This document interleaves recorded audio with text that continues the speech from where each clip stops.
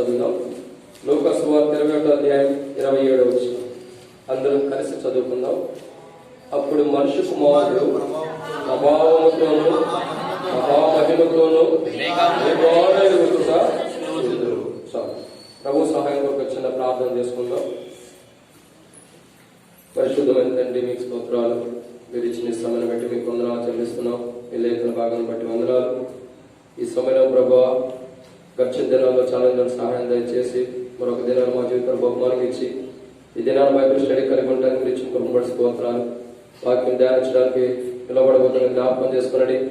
నిలబడేవాడిని నేను నిలబెట్టేది మీరు, మాట్లాడేవాడిని నేను మాట్లాడించేది మీరు, నాలో ఆత్మ ఉన్నప్పటికీ ఆత్మని అభిషేకించేది మీరు. ప్రజలు మీ వాక్యం మీద నిష్ప్రయోజకమైన వాడిని ఒప్పుకుంటూ దాసుడు యజమానుల వైపు చూస్తున్నట్లు, దాసుడు యజమానుల వైపు చూస్తున్నట్లు, ఈ రాత్రి కాల సమయంలో దాసుడి కళ్ళు మీ వైపు చూస్తున్నట్లు మా కళ్ళు మీ వైపు వీక్షిస్తుండగా మీరే సహాయం అనిపించి భయం పొందండి. నిలబడేవాడిని నేను నిలబెట్టేది మీరు, మాట్లాడేవాడిని నేను మాట్లాడించేది మీరు, నాలో ఆత్మ ఉన్నప్పటికీ ఆత్మని అభిషేకించేది మీరు. ప్రజలు మీ వారు వాక్యం మీద నిష్ప్రయోజకమైన వాడిని ఒప్పుకుంటూ నీ మీద ఆధారపడుతూ నీ సహాయాన్ని కోరుకుంటూ మిగతా సమయంలో దేవుని కలగచ్చేయమని మాతో మాట్లాడమని యేసయ్య పరిశుద్ధమైన నామంలో ప్రార్థిస్తున్నాం తండ్రి, ఆమేన్. ఇప్పుడు ఈ దినాలు మనం దేవుని యొక్క వాక్యాన్ని జాగ్రత్తగా గమనించినట్లయితే ఇక్కడ చదవబడిన లేఖన భాగాలు మరొకసారి జ్ఞాపకం చేసుకుందాం. చదవండి. లూకా సువార్త మర్చిపోయారా? లూకా సువార్త 21వ అధ్యాయం 27వ వచనం. అప్పుడు మనిషి కుమారుడు ఒక్కరు ప్రభావంతోను మహామహిమతోను మేఘారుడై వచ్చుట చూడు. కాబట్టి దినాలు మనం జాగ్రత్తగా అర్థం చేసుకున్నట్లయితే ప్రభు యొక్క లేఖన భాగంలో నుంచి మనం చూస్తున్నమాట, ఆకాశ మేఘారుడై ఆయన వచ్చుచున్నాడు. కాబట్టి దినాల మనం మొదటి మాటలు మనం చూసినట్లయితే లూకా సువార్త 21వ అధ్యాయము 27వ వచనం. ఆయన త్వరగా రాబోచున్నాడు. ఇప్పుడు ఇక్కడ మనం ఆల్రెడీ ఉంది, తర్వాత ఇంట్రడక్షన్ కాబట్టి అలా ఉంది. కాబట్టి ఇది మొదటిగా మనం చూస్తున్నట్లయితే లూకా సువార్త 21వ అధ్యాయం 27వ వచనంలో ఆయన త్వరగా రాబోచున్నాడు. కాబట్టి నేను మేఘారుడై వచ్చుచున్నాడు అని బైబిల్ మనకు హెచ్చరిస్తుంది. ఇక్కడ మొదటి మాటను చూస్తున్నట్లయితే ఆయన వచ్చుచున్నాడు.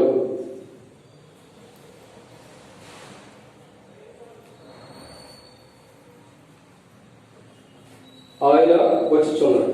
కాబట్టి మన కాన్సెప్ట్ ఏంటంటే, మనం ఈ దినాన్ని బైబిల్ స్టడీ ధ్యానించుకోవడం ఏంటంటే, ఆయన మేఘారుడై వచ్చుచున్నాడు. ఇక్కడ ఆయన వచ్చుచున్నాడు. ప్రభు మనం జాగ్రత్తగా వాక్యాన్ని అర్థం చేసుకున్నట్లయితే మొదటిసారి ప్రభు భూమి మీదకి వచ్చాడు. మనం ఇంతకుముందే ఆరాధనలో బాప్తిస్మంలో కూడా జ్ఞాపకం చేసుకున్నాం. మొదటిసారి ప్రభు భూమి మీదకి వచ్చాడు. భూమి మీదకి వచ్చిన తర్వాత ప్రభు ఏం చేశాడంటే, మనందరి కొరకే రక్షణ ఇవ్వడం కోసం శిలువలో బలి అయిన వాడు ఉన్నాడు. శిలువలో బలి అయిన తర్వాత ప్రభు ఏం చేస్తూ వచ్చాడంటే, తిరిగి ఆరోహణమై పరలోకానికి వెళ్ళిపోతూ వచ్చాడు. అపొస్తలుల కార్యములు 1వ అధ్యాయాన్ని మనం చూస్తూ వచ్చాం. ప్రభు ఆకాశం మేఘం ద్వారా కొనుక్కోబడ్డాడని బైబిల్ హెచ్చరిస్తుంది. ఏ రీతిలో కొనుక్కోబడ్డాడో ఆ రీతిలోనే వస్తాడని బైబిల్ హెచ్చరిస్తుంది. ఇదే రీతిలో మనం జ్ఞాపకం చేసుకున్నట్టు మొదటి మాటగా మనం జాగ్రత్తగా అర్థం చేసుకున్నట్టే ఆయన వచ్చుచున్నాడు. మన హెడ్డింగ్ ఏంటి? ఆయన వచ్చుచున్నాడు. కానీ ఆ యేసుక్రీస్తు ప్రభువారు త్వరగా రాబోతున్నాడు. ఆయన వచ్చేటప్పుడు ఎలా వస్తున్నాడు? ఏంటిది? ఆయన త్వరగా రాబోతున్నాడు. ఎలా వస్తున్నాడు అని మొదటి మాట మనం చూసినట్లయితే అపోస్తలుడైన పౌలు తెస్సలోనికీయులకు రాసిన 2వ పత్రిక, అపోస్తలుడైన పౌలు తెస్సలోనికీయులకు రాసిన 2వ పత్రిక 1వ అధ్యాయం 8వ వచనం. అపోస్తలుడైన పౌలు తెస్సలోనికీయులకు రాసిన 1వ పత్రిక 2వ పత్రిక 1వ అధ్యాయం 8వ వచనం. ప్రభు అయిన యేసు ప్రభావమును కనపరచు దూతలతో కూడా పరలోకం నుండి అగ్ని జ్వాలల్లో ప్రత్యక్షమై దేవుని ఎరుగని వారికిని మన ప్రభు అయిన యేసు సువార్తకు లోబడని వారికిని ప్రతిదండన చేయనప్పుడు మిమ్మును శ్రమపరచు వారికి శ్రమయు. చాలు. మొదటిగా మనం చూస్తున్నట్లయితే ఆయన వచ్చుచున్నాడు అన్నది మన కాన్సెప్ట్. ఆయన వచ్చుచున్నాడు. వస్తున్నాడు అన్నది మనకి 7 పాయింట్లు ఉన్నాయి బైబిల్లో. ఎన్నుంది? 7 పాయింట్లు. దాంట్లో మొదటి మాటను మనం చూసినట్లయితే, మొదటిగా ఆయన అసలు పరలోకం నుండి ఎలా వస్తున్నాడు, వెళ్ళేటప్పుడు ఎలా వెళ్ళాడు?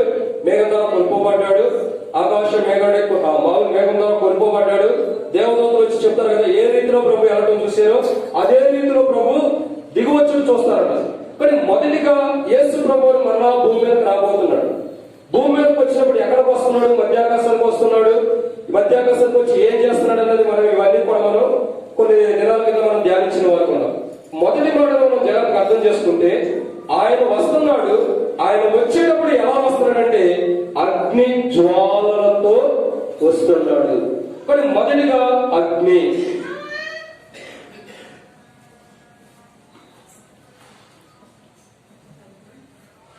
అగ్ని జ్వాలలతో ఆయన వస్తున్నవాడు అన్నాడు. కాబట్టి ఇది మొదటి మాట. మనకి మొదటిగా ఆయన ఎలా వస్తున్నాడు? అగ్ని జ్వాలతో. అగ్ని జ్వాలలతో అంటే అర్థం ఏంటంటే, ఈ అగ్ని అంటే మనకు అర్థం కావాల్సింది ఏంటంటే, అగ్ని ఏం చేస్తుంది? అగ్ని ఏం చేస్తుంది? మనుషుల్ని దహించేసుకుంటుంది. చూసినట్లయితే మనం సదోమ గుమర గురించి మనం చూసినట్లయితే, సదోమ గుమర పట్టణంలో అగ్ని గంధకముల చేత కాల్చివేయబడిందిగా కనబడుతుంది. అగ్ని గంధకముల చేత ఎందుకు కాల్చివేయబడింది? సదోమ గుమర పట్టణము ఎందుకు కాల్చివేయబడిందంటే, మొదట దాంట్లో పాపం ఉంది. ఏముంది? పాపం. కానీ పాపం ఉండటం ద్వారా ఈ పాపం చేయడానికి ప్రజలు ఎలా ఉన్నారు? ఆ సదోమ గుమర పట్టణంలో ప్రజలు ఎలా ఉన్నారంటే, దేవదూతలతో కూడా పాపం చేయడానికి ఇష్టపడుతున్నారు. ఎవరితో? దేవదూతలతో. లోతు దగ్గరకు వచ్చి అంటారు కదా, నీ దగ్గరకు వచ్చినటువంటి ఎవరు? నీ దగ్గరకు వచ్చినటువంటి వారిని మా దగ్గర పంపించు. ఎవరంటున్నారు? దేవదూతలు లోతు దగ్గరకు వచ్చినాయని తెలిసినప్పుడు ఆ దేవదూతలు వచ్చినటువంటి లోతు ఇంటి దగ్గరకు వచ్చి సమూహం అంతా కూడా, ప్రజలందరూ కూడా, ఆ ఊరి వారు, నేను అనుకుంటా కదా, చిన్నపిల్లవాడు లేదు, పెద్దవాడు లేడు, అసలు ఒక వయసు వాడు అన్నది లేదు, నడిపేసిన వాళ్ళు వృద్ధు లేదు, ఎవరు పడితే వాడు వచ్చేసి వారిని పంపించు, వారితో మేము పాపం చేస్తామన్నప్పుడు లోతు ఒక మాట అన్నాడు. ఏమన్నాడు? అయ్యా, నాకు 2 కుమార్తెలు ఉన్నారు, వారిని తీసుకెళ్ళిపోండి, వారితో మీరు పాపం చేసుకోండి. కానీ వారి నోటికి ఎవరు అది కరెక్ట్ కాదని చెప్పి లోతు వాదిస్తున్నాడు అంటాడు. ఇక్కడ ఒక విషయం అర్థం చేసుకోవాల్సింది ఏంటంటే, పాపము పేరుకుపోయినప్పుడు, పాపము కూరుకుపోయినప్పుడు, పాపము బాగు విస్తారమైనప్పుడు దేవుడు అగ్నిగంధకంతో కాల్చి వాడుకుంటాడు. మొదటిగా చూసినట్లయితే అగ్ని జ్వాలలతో ఆయన వస్తున్నాడు. ఈ అగ్ని జ్వాలలు ఎలాంటివంటే అవి దహించి వేస్తూ ఉంటాయి. ఇంకా మనం లోతు గురించి ఎందుకు ధ్యానిస్తున్నామంటే, చాలా వాక్యం ఉంది, ఇది మెల్లమెల్లగా మనం వెళ్ళే ముందు అర్థమవుతూ ఉంది. ఇక్కడ అగ్ని జ్వాలలు అంటే అర్థం ఏంటంటే, అగ్ని గురించి చాలా ధ్యానిద్దాం. మొదటిగా మనం గుర్తుంచుకునేది లోతు. ఈ లోతు గురించి ఎందుకు ధ్యానిస్తున్నామంటే, అక్కడున్న ప్రజలందరూ కూడా చిన్నవారు పెద్దవారు పాపం ఉన్నారు. అక్కడ దేవదూతలతో పాపం చేయడానికి ఇష్టపడారు. కాబట్టి ఆ పాపం చేయడానికి ఇష్టపడినటువంటి ప్రజల్లో మధ్యలోకి వారు దేవుని దూతలంటే, దేవుని బిడ్డలంటే లెక్కలేదు. ఏం లేదు, దేవుడన్నా, దేవుని దూతలన్నా, దేవునికి సంబంధించిన బిడ్డలన్నా లెక్కలేదు. కాబట్టి ఎవరైనా సరే మాకు అనవసరం, మేము పాపం చేయాల్సిందే. వాళ్ళు ఎలాంటి వారైనా సరే మాకు అనవసరం, వాళ్ళు ఎలాంటి స్థితిలో మాకు పర్లేదు. నేనైతే మొదట పాపం చేయాలని ఎవరికో వాడు పురుకులు పెరిగిన వాడు వచ్చి దేవదూతలతో పాపం చేయడానికి వచ్చిన వాడు అంటాడు. దేవుడు అది చూసి ఆ సదోమ గుమొర్రా పట్టణంలో పాపం యొక్క ఆకాశం కట్టింది కాబట్టి, వారి పాపము ఆకాశానికి అంటడాన్ని బట్టి దేవుడు ఏం చేస్తూ వచ్చాడంటే, ఆకాశం నుండి లోతును బయటికి తీసుకొచ్చిన తర్వాత, అంటే లోతుని సదోమ గుమొర్రా పట్టణంలో నుంచి దేవదూతలు బయటికి తీసుకొచ్చారు. లోతు ఏం చేశాడు? సందేహించాడు ఎవరికి. లోతు సందేహిస్తున్నప్పుడు దేవదూతలు ఏం చేసిందంటే లోతును బయటికి తీసుకొచ్చేసి, సో లోతును దేవదూతలు బయటికి తీసుకొచ్చిన తర్వాత ఏం జరుగుతూ వచ్చిందంటే, లోతుని దేవదూతలు బయటికి తీసుకొచ్చిన తర్వాత లోతు మాట చెప్పారు, నువ్వు పారిపోతున్నప్పుడు, అయ్యా నేను ఎక్కడ పారిపోతాను, అది చిన్న పట్టణం ఉంది, సోయాలు దాంట్లోకి వెళ్తా, అసలు పోతే ఎక్కడ కూడా మొదట ఆ చిన్న పట్టణంలో నువ్వు వెళ్ళిపో. కాబట్టి ఆ చిన్న పట్టణంలో నువ్వు పారిపో. అయితే ఒక మాట, నీవు ఒంటికి వెనక్కి తిరిగి చూడొద్దని చెప్పి దేవుడు వాగ్దానం చేసిన వాడు అన్నాడు. ఎప్పుడైతే ఆ మాట దేవుడు వాగ్దానం చేశాడో, లోతు ఆ మాటకి కమిట్ అయినప్పుడు కూడా లోతు భార్య ఆ మాటకి కమిట్ అవ్వలేకపోతూ వచ్చింది, ఆ మాటకి తీర్మానం స్థిరపరచలేకపోతూ వచ్చింది. కాబట్టి లోతు భార్య ఏం చేస్తూ వచ్చిందంటే, వెనక తట్టు తిరగటం వల్ల ఏం జరుగుతూ వచ్చింది? ఉప్పు స్తంభం అయిపోయిందిగా కనబడుతుంది. ఎప్పుడైతే వెనక తట్టు తిరిగిందో అప్పుడు ఉప్పు స్తంభం అవుతూ వచ్చింది. ఇప్పుడు ఒక మాటలో అర్థం చేసుకోవాల్సింది ఏంటంటే, ఎప్పుడైతే మనము దేవుడు వెళ్ళమన్న మార్గంలో వెళ్ళకోకుండా, దేవుడు చెప్పినటువంటి మార్గంలో వెళ్ళకోకుండా, మనకిష్టమైన మార్గాన్ని ఎప్పుడైతే మనం వెళ్ళిపోతామో అప్పుడు ఏం జరుగుతుందంటే, మనకిష్టమైన మార్గాన్ని మనం వెళ్ళిపోతున్నాం కాబట్టి ఏం జరుగుతుంది? మనం వెనక్కి తిరిగి చూసినప్పుడు మన క్రైస్తవ జీవితంలో మనం ముంగడికి వెళ్ళిపోకుండా, విశ్వాస జీవితంలో దేవుని మీద ఆధారపడుకోకుండా, దేవుని మీద ఆధారపడేటువంటి అనుభవం లేకుండా మన ఇష్టానుసారం మనం వెళ్ళిపోతున్నాం. కాబట్టి మనము దేవుని వైపు చూడకుండా, ముందున్న ప్రభు వైపు చూడకుండా వెనక తిరిగి చూస్తున్నాం. కాబట్టి మన క్రైస్తవ జీవితం ఏమైపోతుందంటే ఇలా ఉప్పు స్తంభంగా మారిపోతుంది. ఏమవుతుంది? ఉప్పు స్తంభం. కానీ ఇక్కడ అర్థం చేసుకోవాల్సింది ఏంటంటే, దేవుడు అగ్ని గంధకాన్ని కురిపించిన వాడు ఉంటాడు. కురిపించినటువంటి అగ్ని, ఆ యొక్క అగ్ని ఎలాంటిదంటే ఆకాశం నుండి దిగి వచ్చి దానిలో గంధకంతో కూడా వచ్చింది. గంధకం ఎలాంటిది? కాలిపోతూ ఉండేది, ఎక్కువసేపు కాదు. కాబట్టి ఈ అగ్ని గంధకాలతో వచ్చినటువంటి వర్షం లాగా, ఇంకా చెప్పాలంటే వడగండ్ల వానలాగా, ఈ వడగండ్ల వానలాగా పడినటువంటి అగ్ని వర్షము ఆ యొక్క సొదొమ గొమొర్రా పట్టణంలో పడటం ద్వారా ఆ సొదొమ గొమొర్రా పట్టణంలో ఉన్న ప్రతి ఒక్కరూ కూడా బూడిదైపోయిన వారు ఉంటారు. ఎవడు తప్పించుకోవడానికి లేదు, ఎవడు తప్పించుకున్న వాళ్ళు అందరూ కూడా బూడిదైపోయిన వారు ఉంటారు. అయితే నేటి వరకు కూడా సొదొమ గొమొర్రా పట్టణం పైన పచ్చి గరికైనను మలవలేదని చెప్పి అనేకులు చెప్తున్నారు. అంటే దేవుని ఉగ్రత, దేవుని యొక్క అగ్ని ఎలా ఉంటున్నదని మనం తెలుసుకోవడానికి ఇంట్రడక్షన్ ఈ వాక్యం అంతా కూడా, ఈ వారం అంతా మనకి ఇంట్రడక్షన్. కాబట్టి మొదటిగా చూస్తున్నట్లయితే అగ్ని జ్వాలతో ప్రభు రాబోతున్నాడు. ఈ అగ్ని జ్వాలలు ఎలాంటివంటే మనుష్యుడికి తన యొక్క దేహం కూడా కనీసం బూడిద కూడా దొరకదు, అంత దారుణంగా కాల్చివేస్తుంది ఈ అగ్ని గంధకాలు. కానీ మన జీవితంలో, మన క్రైస్తవ జీవితంలో, మన విశ్వాస జీవితంలో, మనం దేవుని వెంబడించే విషయంలో కానీ, దేవుని అనుసరించే విషయంలో కానీ, దేవునితో నడిచే ఆత్మీయ విషయంలో కానీ, ఎక్కడైనా మనం కానీ ఆత్మీయ జీవితంలో వెనకబడిపోతుంటే మనం గుర్తుంచుకోవాల్సింది ఏంటంటే, మనం లోతు వల్ల వెనక తిరిగి చూస్తే మన ఆత్మీయ జీవితం నష్టపోతుంది. కాబట్టి అగ్ని గంధకాల చేత కాల్చివేయబడబోతున్నాం. నువ్వు క్రైస్తవుడైనా ఉండొచ్చు, విశ్వాసమైనా ఉండొచ్చు, క్రైస్తవుడైనా ఉండొచ్చు, విశ్వాసమైనా ఉండొచ్చు, లేదా ఇంకా ప్రాధాన్యత కలిగి సంఘంలో ఎలాంటి ప్రాధాన్యత కలిగి ఉండొచ్చు. బైబిల్ ఏమంటుందంటే, నువ్వు కానీ క్రైస్తవ జీవితంలో వెనక తిరిగి ఆలోచిస్తే ఖచ్చితంగా నీ జీవితం ఏమవుతుందంటే అగ్ని గంధకములతో కాల్చివేయబడబోతుంది. మరి నువ్వు ఒకనొక దినాన విశ్వాసం సరిగా లేకపోతే, సరైన ఆత్మీయ జీవితం లేకపోతే, సరైనటువంటి ప్రార్థన జీవితం మీద లేకపోతే నువ్వేం చేయబడుతున్నావు అంటే ఇలా అగ్ని గంధకముల చేత కాల్చివేయబడబోతున్నావు. గుర్తుంచుకో. మొదటి మాట, ఆయన వస్తున్నాడు. ఆయన ఎలా వస్తున్నాడంటే అగ్ని జ్వాలలు. జ్వాలలు అంటే కాలుతున్నటువంటి అగ్ని జ్వాలలు. దానికి మీకు ఇమేజెస్ కూడా తీసుకొచ్చారు.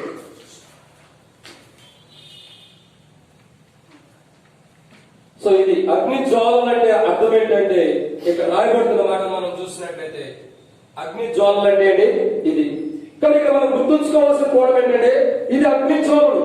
ఈ అగ్ని జ్వాలలు ఏం చేస్తున్నాయి? దాని నుంచి అక్కడ నుంచి ఇటువైపు నుంచి నేనేం చేయండి అటు చూపించాలి. కానీ మొదటిగా మనం చూస్తున్నట్లయితే అది ఎలాంటిదంటే అగ్ని జ్వాల. కొద్ది పైకి చూపించు, నీ ఫేస్ కాదు. కానీ మొదటిగా మనం జాగ్రత్తగా వాక్యాన్ని అర్థం చేసుకుని, అగ్ని జ్వాలలు అంటే ఎలా ఉంటాయి? కాలిపోతూ ఉంటాయి. అవి ఏం చేస్తాయి? కాలుతూ ఉంటాయి. కాబట్టి ఆ కాలుతున్నటువంటి అగ్ని జ్వాలలు ఆయనకు ముంగడిగా వస్తున్నాయి, ఆయనతో వస్తున్నాయి. ఎందుకు వస్తున్నాయి అంటే ఏదైతే ఆయనకి విరోధం ఉందో, ఏదైతే ఆయనకు అయిష్టకరం ఉందో, ఏదైతే దేవునికి లోబడతలేదో, ఏదైతే దేవుని మీద ఆధారపడకుండా మనుషులు జీవిస్తున్నారో, ఏదైతే మనుషులు పాపంలో జీవిస్తున్నాడో అలాంటి మనుషులందరినీ కూడా తగ్గించి పెట్టడానికి ఈ అగ్ని జ్వాలలు నడుస్తూనే ఉండేవి అనమాట. ఆయన మేఘాలు వచ్చుచున్నాడు. ఆయన ఎలా వచ్చినాడు? మేఘాలు ఆయన త్వరగా వచ్చుచున్నాడు. బైబిల్ అంటే ప్రకటనలో వచ్చింది, ఇదిగో వారి వారి క్రీస్తు ప్రతి వారికి నేను సిద్ధపరిచిన చేతు నాయత్వం అంటున్నాడు. అతి సువార్త 24:44 వచ్చింది. మీరు అనుకున్న గడిలో మనిషి కుమారుడు వచ్చిన కనుక మీరు సిద్ధంగా ఉండడం బయట హెచ్చరిస్తుంది. ఈ రాత్రి కాల సమయంలో మనం గుర్తుంచుకోవాల్సిన మొదటి కోణం ఏంటంటే అగ్ని జ్వాలలు. ఆయన వస్తుంటే ఆయన ముంగట అగ్ని జ్వాలలు వచ్చి అనేకులు కాల్చివేయడానికి అవి వస్తున్నాయి. ఇక్కడ అర్థం చేసుకోవాల్సిన కోణం ఏంటంటే, మనము కాని పాపంలో ఉంటే, మనము కాని చెడు తలంపులు కలిగి ఉంటే, మనం కాని అభ్యర్థులతో వెంటాడుతూ ఉంటే, మనం కాని పాపంలో జీవిస్తూ ఉంటే గుర్తుంచుకోవాల్సిన మొదటి కోణం ఏంటంటే ఈ అగ్ని జ్వాలలో మనం కూడా కాలిపోబోతున్నాం. ఏం జరగబోతుంది? అగ్ని జ్వాలలో మనం కాలి దహించి వేస్తున్నాయి. అగ్ని జ్వాలలు కనబడుతున్నాయా? నేను ఒకసారి అడగచ్చు. ఇక్కడ ఈ అగ్ని జ్వాలలు మీకు అందరూ కనబడుతున్నాయా?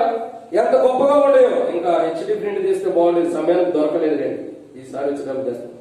కానీ అగ్ని జ్వాలలు ఏంటంటే దహించి వేసేటువంటి, ఇవి మనుషులు ఏం చేస్తాయంటే కాల్చి వేసేయకుంటాయి. కాబట్టి మనం తప్పించుకోవడానికి మార్గం లేనప్పుడు, అయ్యో నేను తప్పించుకుంటాను, నేను బిల్డింగ్ కట్టుకున్నాను, నేను అపార్ట్మెంట్ లో ఉన్నాను, నేను సెకండ్ ఫ్లోర్ లో ఫస్ట్ ఫ్లోర్ లో ఉన్నాను, నాకు అన్ని ఉన్నాయి, నాకు అంతా ఆస్తి ఉంది, నేను ఎందుకు దాక్కుంటాను అనుకుంటే కుదరనే కుదరదు. చదువు కుమారులు అందరూ ఉంటారు, దాక్కున్న వాళ్ళు ఉన్నారు, బయట ఉన్న వాళ్ళు ఉన్నారు. దాక్కున్న వాళ్ళు లేదు, పట్టుకున్న వాళ్ళు లేదు, అందరూ కూడా అయిపోయారు. అర్థమేంటి? దేవుని ఉగ్రత అంత కఠినంగా ఉంటుంది. ఈ అగ్ని జ్వాలలు ఏం చేస్తాయంటే మనుషుల్ని దహించి వేసేయకుంటాయి. కాబట్టి మనం ఏం చేయాలంటే మొదటిగా ఈ అగ్ని జ్వాలలో మనము కాలిపోకూడదు. ఏం చేయబడాలా? ఈ అగ్ని జ్వాలలో మనం కాలిపోకూడదు. వీటిలో మనం కాలిపోయామంటే మనం పాపం చేసామని అర్థం. మనం పాపం చేసాం కాబట్టి మనం ఉప్పు స్తంభం అయిపోయాం. అంటే మన పాత జీవితం అంతా కూడా దేవుని వాక్యం మనతో మాట్లాడుతున్నా, దేవుని వాక్యం మనం సరి చేసుకోవాలని చెప్పినప్పుడు కూడా ఆ వాక్యానుసారంగా మనం సరి చేసుకోవడానికి ఇష్టపడలేదు. కాబట్టి పొరవలో మన హృదయం కఠినమైపోయింది. స్తంభం అంటే అర్థం ఏంటి? కఠినమైపోయిందని అర్థం, గట్టిపడిందని అర్థం. కాబట్టి నేటి వరకు కూడా ఉంది. నేటి వరకు కూడా ఆ యొక్క లోతు యొక్క భార్య యొక్క సమాధి, ఆ లోతు యొక్క భార్య ఆ యొక్క ఉప్పు స్తంభం నేటి వరకు కూడా ఉంది. ఇంకా అర్థం ఏంటంటే కఠినమైపోయింది, ఏంటంటే రాయిలా ఉండిపోయింది. కాబట్టి ఇక్కడ మనం గుర్తుంచుకోవాల్సింది ఏంటంటే, ఒక మాట మీరు జాగ్రత్తగా అర్థం చేసుకోండి.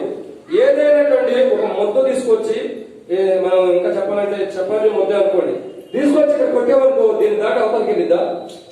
వెళ్ళదు. వెళ్తుందా? వెళ్ళదు. ఎందుకు? ఇక్కడ రాయి అడ్డుగా ఉంది కాబట్టి వెళ్ళదు. అక్కడ ఏం లేకపోతే వెళ్ళిపోతుంది. నేను అర్థం కావాల్సింది ఏంటంటే, ఇది రాయి, కాబట్టి ఇది మన హృదయం. ఈ రాతి హృదయాన్ని ఏం చేయాలంటే, ఇలా ఉప్పు స్తంభంలాగైనా రాతి హృదయాన్ని మార్చుకుని మాంస హృదయాన్ని కలిగి ఉండాలి. మాంసం ఏమేం చేస్తుంది? సూది గుచ్చంగానే గుచ్చుకుంటుంది. మాంసం బోన్కి సూది గుచ్చుకునేది కానీ లోపలికి వెళ్ళిపోయింది. బోన్కి వెళ్ళదు. ఎందుకు? అది వెళ్ళదు. సూది దేహం వరకే, శరీరం వరకే, మెత్తగా ఉన్నంత వరకే వెళ్ళింది.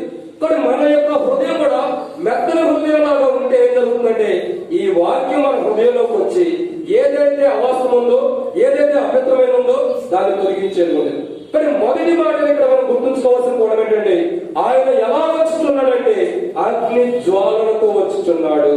మొదటి మాట ఏంటి? ఎలా వచ్చుచున్నాడు? అగ్ని జ్వాలలతో వచ్చున్నాడు. కానీ రెండోదిగా ఎలా వచ్చుచున్నాడు? ఆయన వస్తున్నాడు. రెండో పదం ఏంటి? మనం చూసినట్టు నేను ఒక ప్రశ్న అడగాలని ఇంట్రెస్ట్ ఉంది. మీకు అందరికి వాక్యం అర్థమవుతుందా? అర్థం కాని వచ్చేది అర్థం అందరికి అర్థమవుతుందా? అర్థం కాకపోతే చెప్పండి, మరొక కోణం ధ్యానిస్తాం, పర్లేదు. కానీ ఇక్కడ మొదటిగా మనం చూసినట్టు కదా అగ్ని జ్వాలలతో వస్తున్నాడు. కానీ ఆయన వచ్చుతున్నాడు కాబట్టి ఈ అగ్ని జ్వాలలో మనం దహించుకోకుండా, ఈ అగ్ని జ్వాలలో మనం కాల్చివేయకోకుండా మనం ఏం చేయాలంటే మన వ్యక్తిగత జీవితాన్ని మనం కాపాడుకుంటూ పరిశుద్ధపరుచుకుంటూ ఉండాలి. రెండోదిగా ఆయన వచ్చుతున్నాడు. ఎలా వచ్చుతున్నాడు? మొదటిగా అగ్ని జ్వాలతో వస్తున్నాడు. రెండోదిగా చూసినట్టయితే మార్కు సువార్త 13:26 మార్కు సువార్త 13:26 మార్కు వచ్చాడా? మార్కు ఫ్యామిలీ కూడా రాలేదా? అప్పుడు మనిషి కుమారుడు మహాప్రభావముతోను మహిమతోను మేఘారుడై వచ్చుట చూచెదరు. చాలు. మరి ఇక్కడ మనం రెండోదిగా చూస్తున్న కోణం ఏంటంటే, దేవుని యొక్క వాక్యంలో రెండోదిగా ఆయన ఎలా వస్తున్నాడంటే ప్రభావము. ఏంటది? ప్రభావం. ప్రభావం అంటే అర్థం ఏంటంటే, ప్రభావము అంటే అర్థం ఏంటంటే బలము.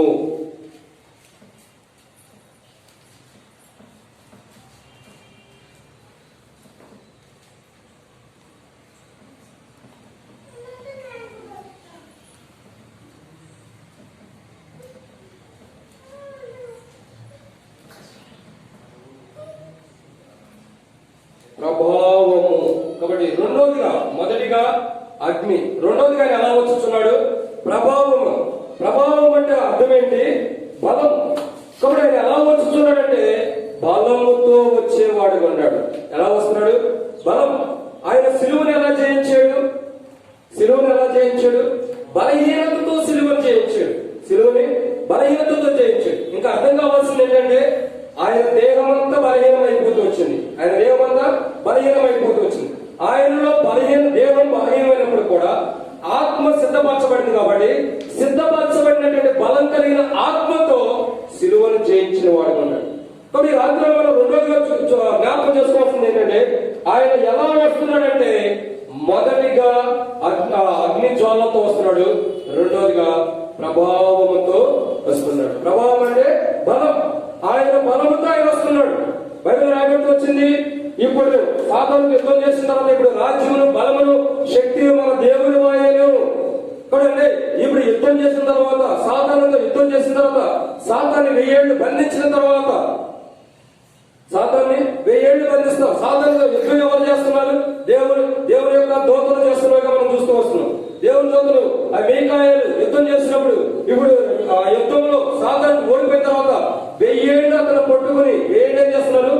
1000 సంవత్సరములు అతని అగ్నిగా జ్వాల కాలుతున్నటువంటి అగ్ని గంధకంతో కాల్చున్నటువంటి రెండవ మరణంలో వేస్తున్నారు. అంటే మండుచున్నటువంటి పురుగు చావదు, అగ్ని ఆరదు. అలాంటి అగ్నిలో అతని యొక్క దేవుని ఆత్మను తీసుకెళ్లి పడవేసినప్పుడు 1000 సంవత్సరం వరకు కాలిపోతున్న వాడు ఉంటాడు. ఒక రోజు కాదు, 2 రోజులు కాదు, ఒక దినం 2 దినాలు కాదు, ఒక గడియ 2 గడియలు కాదు, ఎన్ని దినాలు? 1000 సంవత్సరాల వరకు కూడా కాలిపోతూనే ఉంటాడు. ఒక రోజు 2 రోజులు కాదు, 1000 సంవత్సరాలకు అగ్ని గంధకముల చేత కాలిపోతూనే ఉంటాడు. ఎప్పుడు కాలిపోతున్నాడు? సమస్తం దేవుని యొక్క దూతలతో యుద్ధం చేసినప్పుడు, దేవుని దూతలతో యుద్ధం చేసిన తర్వాత వాడు ఓడిపోయిన తర్వాత, ఆ ఓడిపోయిన వాడు పట్టుకుని సంఖ్యల చేత బంధించి ఎత్తుకెళ్ళి ఏం చేస్తున్నాడు? అగ్నిలో కాల్చివేయడానికి నిత్య నరకంలో పెట్టేశాడు. కాలిపోతున్నటువంటి వాడు ఎప్పుడైతే ఓడిపోయాడు, అప్పుడేం జరుగుతుందంటే, వాడు బంధించిన తర్వాత బలమును, శక్తి మన దేవునివి ఆయనను. కానీ మన బలము మన దేవునిది ఎక్కువ బలమైంది కాబట్టి, ఆ బలము కలిగినటువంటి ప్రభావంతో యేసు ప్రభు రాబోతున్నాడు. మరి ఇక్కడ మనం చూసినట్లయితే ఇది ప్రభావముతో, బలము కలిగినటువంటి ప్రభావంతో యేసు ప్రభు రాబోతున్నాడు. ఇక్కడ కనపడుతుంది చూడండి, 2వ పిక్చర్ లో క్లియర్గా బలము కలిగినటువంటి ప్రభావం. ఇది అయిపోయిన తర్వాత మళ్ళీ పిక్చర్స్ చూసుకోండి మీరు ఒకసారి. ఇక్కడ యేసు క్రీస్తు ప్రభావం ఎలా రాబోతున్నాడంటే, ఇలా బలముతో రాబోతున్నాడు. ఆ బలం ఎవరంటే మనమే. ఇక్కడ దేవుని యొక్క వాక్యము బలం ఎవరు? యేసు ప్రభు మనకి ఇచ్చినటువంటి బలం. దాన్ని బట్టి కూడా ఇక్కడ బైబిల్ మనం చూసినట్టు రెండోదిగా ఎలా రాబోతున్నాడంటే, తన బలముతో రాబోతున్నాడు. తన బలముతో రాబోతున్నవాడు ఉంటాడు. ఇక్కడికి మనం రెండోదిగా మనం జాగ్రత్తగా అర్థం చేసుకుంటే, యేసు ప్రభు ఎలా వస్తున్నాడు? ప్రభావం అన్నా, తర్వాత బలం అన్నా, రెండు కూడా ఒకటే. కనుక మనం చూస్తున్న రెండో కోణం ఏంటంటే, ఆయన బలముతో వస్తున్నవాడు ఉంటాడు. బలహీనతతోనే సిలువలు చేయించాడంటే ఇంకా ఆయన బలం ఎంత గొప్పదో. బలహీనం ఉన్నప్పుడు సిలువలు చేయించాడంటే, బలహీనం ఉన్నప్పుడు ఎంత గొప్ప కార్యం చేయించాడంటే, ఇంకా ఆయన బలంతో ఇంకెంత గొప్ప కార్యం చేయగలదు. కాబట్టి మనం గుర్తుంచుకోవాల్సిన రెండో కోణం ఏంటంటే, మొదటిగా ఆయన అగ్ని జ్వాలలతో వస్తున్నాడు, దహించి వేసేవాడిగా. రెండోదిగా చూసినట్టే ఆయన బలముతో వస్తున్నవాడు ఉన్నాడు. ఎలా వస్తున్నాడు? బలముతో. ఇక్కడ ఆయన బలాన్ని మనం తట్టుకోలేదు. ఆయన బలాన్ని మనం తట్టుకోలేదు. ఏమైనా తట్టుకోవచ్చు, కానీ దేవుని బలాన్ని తట్టుకోలేదు. దావీదు భక్తుల గురించి చూసినట్లయితే, దేవుని ఉగ్రత గురించి ఒక మాట చూస్తున్నాం. దేవుని బలం అర్థం కావడానికి ఒక మాట చెప్తున్నాను. దావీదు గురించి చూసినట్లయితే, దావీదు సైన్యాన్ని లెక్కించినప్పుడు యోబు అంటాడు, లెక్కించవద్దన్నప్పుడు లెక్కించినప్పుడు ఏం జరుగుతూ వచ్చింది? లెక్కించినప్పుడు మనుషుల యొక్క ఘనతని, మనుషుల యొక్క స్ట్రెంత్ ఎంత బలంగా ఉన్నా, నాకు బలం ఎంత ఉందని చూస్తున్నాడు, కానీ దేవుని విషయంలో మర్చిపోయిన వాడు ఉన్నాడు. కాబట్టి అక్కడ ఏం జరుగుతూ వచ్చింది? దేవుడు ఒక మాట సెలవించి, ఆ మాట ప్రకారం దేవుని యొక్క దూతను పంపించినప్పుడు దాదాపు 1,00,000 మందికి పైగా 1,80,000 మంది సంహరించబడిన వారు ఉంటారు. తర్వాత యెరూషలేము మీద ఖడ్గం పెట్టినప్పుడు దేవుడు ఆ ఖడ్గాన్ని తిరిగి తీసివేయమని వాడుకున్నాడు. ఇక్కడ అర్థం ఏంటంటే, దేవుని బలం అంత గొప్పది. ఒక మనిషిని సంహరించడానికి ఎంతో బలం కలిగిన వాడు. ఇక్కడ దేవుడు ఎంతో బలం కలిగిన వాడు. దావీదు సైతమే దేవుని బలాన్ని చూసి ఇంకా కన్నీరు గార్చి పశ్చాత్తాపడుతున్నాడు. అయ్యా వద్దు, వద్దు, దారుణం వద్దు, ఇక్కడ దారుణం నుంచి మేము కాపాడబడాలని చెప్పి దావీదు ఏం చేస్తున్నాడు? ఏడుస్తున్నవాడు ఉన్నాడు. కాబట్టి జనాలు మనం చూసినటువంటి రెండవ కోణం ఏంటంటే, బైబిల్ హెచ్చరిస్తున్న మాట. రెండవ మాట చూసినట్టు ఆయన ఎలా వస్తున్నాడు? ప్రభావంతో, అంటే బలముతో వస్తున్నవాడు ఉంటాడు. రెండోదిగా బలంతో వస్తున్నాడు. మొదటిగా అగ్ని జ్వాలంతో వస్తున్నాడు. రెండవదిగా ఆయన ఎలా వస్తున్నాడు? బలముతో. తన బలంతో వస్తున్నాడు. తన బలహీనతతో సిలువను చేయించాడు. తన బలం ఎంత గొప్పదో. బలహీనతతోనే మనకు రక్షించాడు. ఇంకా తన బలము మనం లెక్కించలేనంత, కాబట్టి మనం ఊహించలేనంత బలంతో ప్రభు వస్తున్నాడు. కాబట్టి ఆ బలాన్ని ఎదుర్కొనేంత ధైర్యం మనకు లేదు. కాబట్టి మనం ఏమవ్వాలా? సరెండర్ అయిపోవాలా. అంటే మనం ఆయనకు లోబడిపోవాలి. ఆయనకు లొంగిపోతే మన జీవితం బాగుండేది. కాబట్టి ఆయనకు విరోధం ఉన్న ఏ ఆయుధములో బైబిల్ వచ్చింది, నీకు విరోధంగా ఏ ఆయుధమును వర్తిల్లదు. కాబట్టి ఆయన బలాన్ని మనం పరీక్షించాలనుకుంటే, ఆయన బలాన్ని మనం పరీక్షించి చూడాలనుకుంటే మన జీవితం ఏమైందంటే ఆయనకు విరోధంగా మనం నిలబడుతున్నాం కాబట్టి మన జీవితం వర్ధిల్లదు, చివరికి మనం నరకం ఉండేవాళ్ళు. కాబట్టి రెండవదిగా మనం చూసినట్లయితే ఆయన బలముతో వస్తున్నవాడు ఉన్నాడు. మూడవ కోణాన్ని మనం ధ్యానిస్తాం రండి. ఆయన ఎలా వస్తున్నాడు? మూడవ కోణాన్ని మనం జ్ఞాపకం చేసుకున్నట్లయితే మత్తయి సువార్త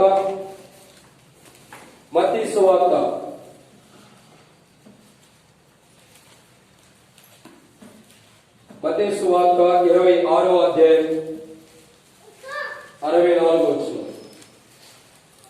మత్తయి సువార్త 24వ అధ్యాయం 64వ వచనం. ఇది మొదలుకొని మనిషి కుమారుడు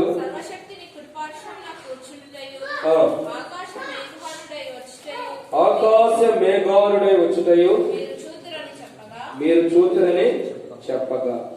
ఇక్కడ మనం చూస్తున్నటువంటి ఎన్నో మాట ఇది? మూడవదిగా చూస్తున్నట్టయితే ఆయన ఎలా వస్తున్నాడు? ఆకాశ మేఘారుడై వస్తున్నాడు. కాబట్టి ఇక్కడ మనం మూడవదిగా చూస్తున్నట్టయితే ఆయన ఎలా వస్తున్నాడంటే ఆకాశ మేఘారుడిగా వస్తున్నాడు. మొదటిగా ఎలా వస్తున్నాడు? మొదటి మాట ఇక్కడ మనకు కనబడుతుంది. ఎలా వస్తున్నాడు? ఆయన అగ్ని జ్వాలతో వస్తున్నాడు. రెండవదిగా ప్రభావంతో వస్తున్నాడు. మూడవదిగా ఎలా వస్తున్నాడంటే రాయబడిన మాట ఎలా వస్తున్నాడు? ఆకాశ మేఘారుడి అంటే మేఘారుడే వచ్చుచున్నాడు.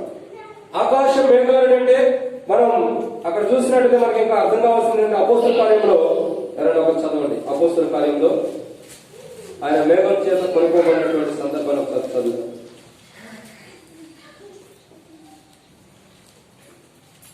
అపోస్తల కార్యంలో 1వ అధ్యాయం 9వ వచనం. ఈ మాటలు చెప్పి వారు చూచుచుండగా ఆయన ఆరోహణమాయను. అప్పుడు వారి కన్నులకు కనబడకుండా ఒక మేఘం ఆయన్ను కొనిపోయాడు. చాలు. ఇక్కడికి మనం చూస్తున్నట్టయితే ఇంకా కింద కూడా చదవండి. నాకు ఇంకో మాట. ఆయన వెలుతున్న వారు ఆకాశంలో పేరు చూచుచుండిరి. ఇదిగో తెల్లని వస్త్రం ధరించుకునే 2 మనుషులు వారి ఎద్దకు వచ్చి నిలిచి, గలిలయ మనుషులారా, మీరు ఎందుకు ఆకాశం వైపు చూచున్నారు? మీ వద్ద నుండి పరలోకంలో చేర్చుకొనబడిన ఈ యేసే ఏ రీతిగా పరలోకంలోకి వెళ్ళుట మీరు చూద్దరు, ఆ రీతిగా నేను తిరిగి.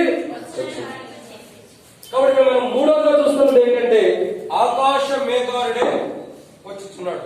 కానీ మూడో మాట మనం అర్థం చేసుకోవాల్సింది ఏంటి? ఆయన ఏ రీతిలో వెళ్ళాడో అదే రీతిలో వస్తున్నాడు. వాక్యం అర్థమవుతుందా మీకు? అర్థం కావట్లేదు.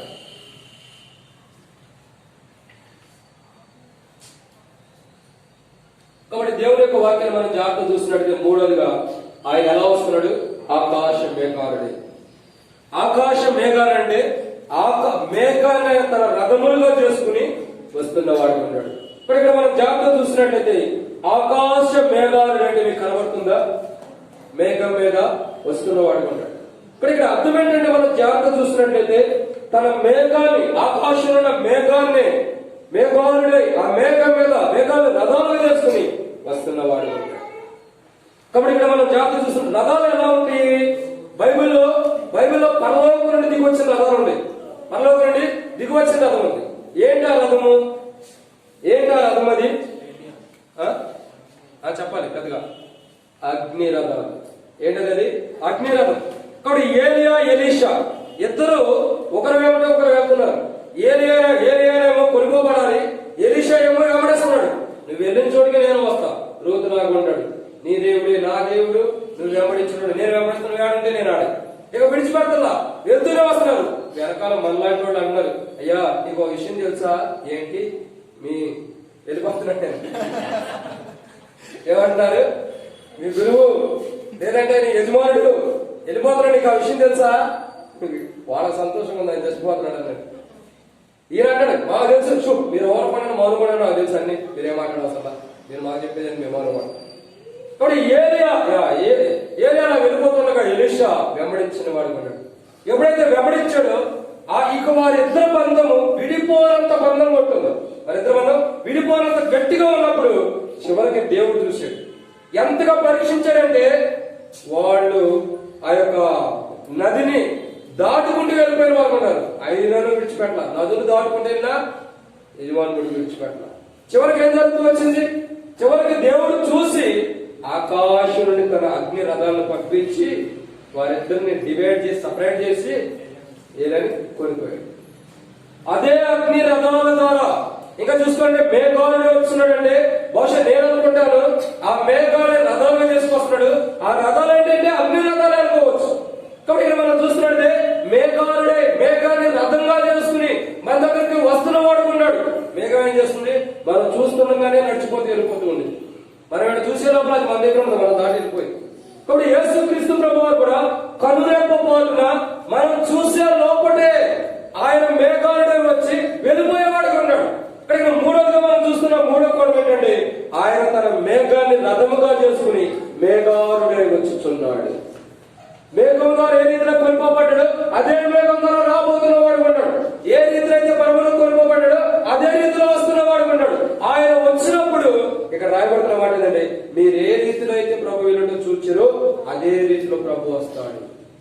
కాబట్టి ఆయన వెళ్ళేటప్పుడు ఏం చేసి వెళ్ళాడు? ఆయన ఇక్కడి నుంచి కొనుకోబడేటప్పుడు ఏం చేసి వెళ్ళాడు? మరణాన్ని జయించాడు, పాపాన్ని జయించాడు, సర్వలోకములందరూ కూడా రక్షణ ఇచ్చిన వాడు ఉన్నాడు. పాపాన్ని క్షమించి పరిశుద్ధులుగా చేసి ఈ లోకం నుండి సమస్తలను శిష్యులుగా చేసి వెళ్ళిపోయిన వాడు ఉన్నాడు.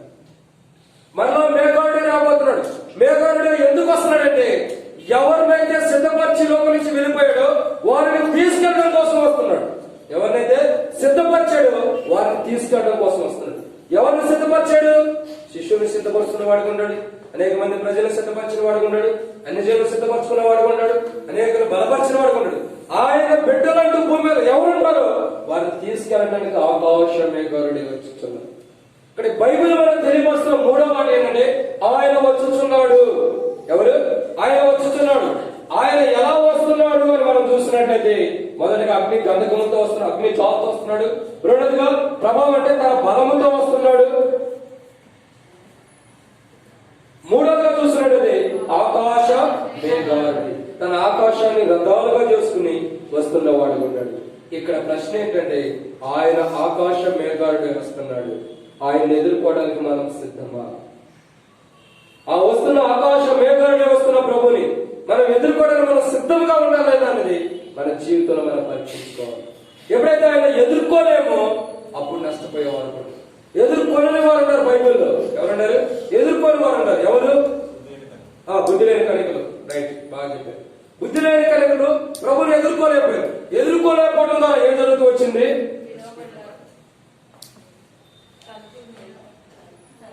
డిజైన్ వేసేవారు.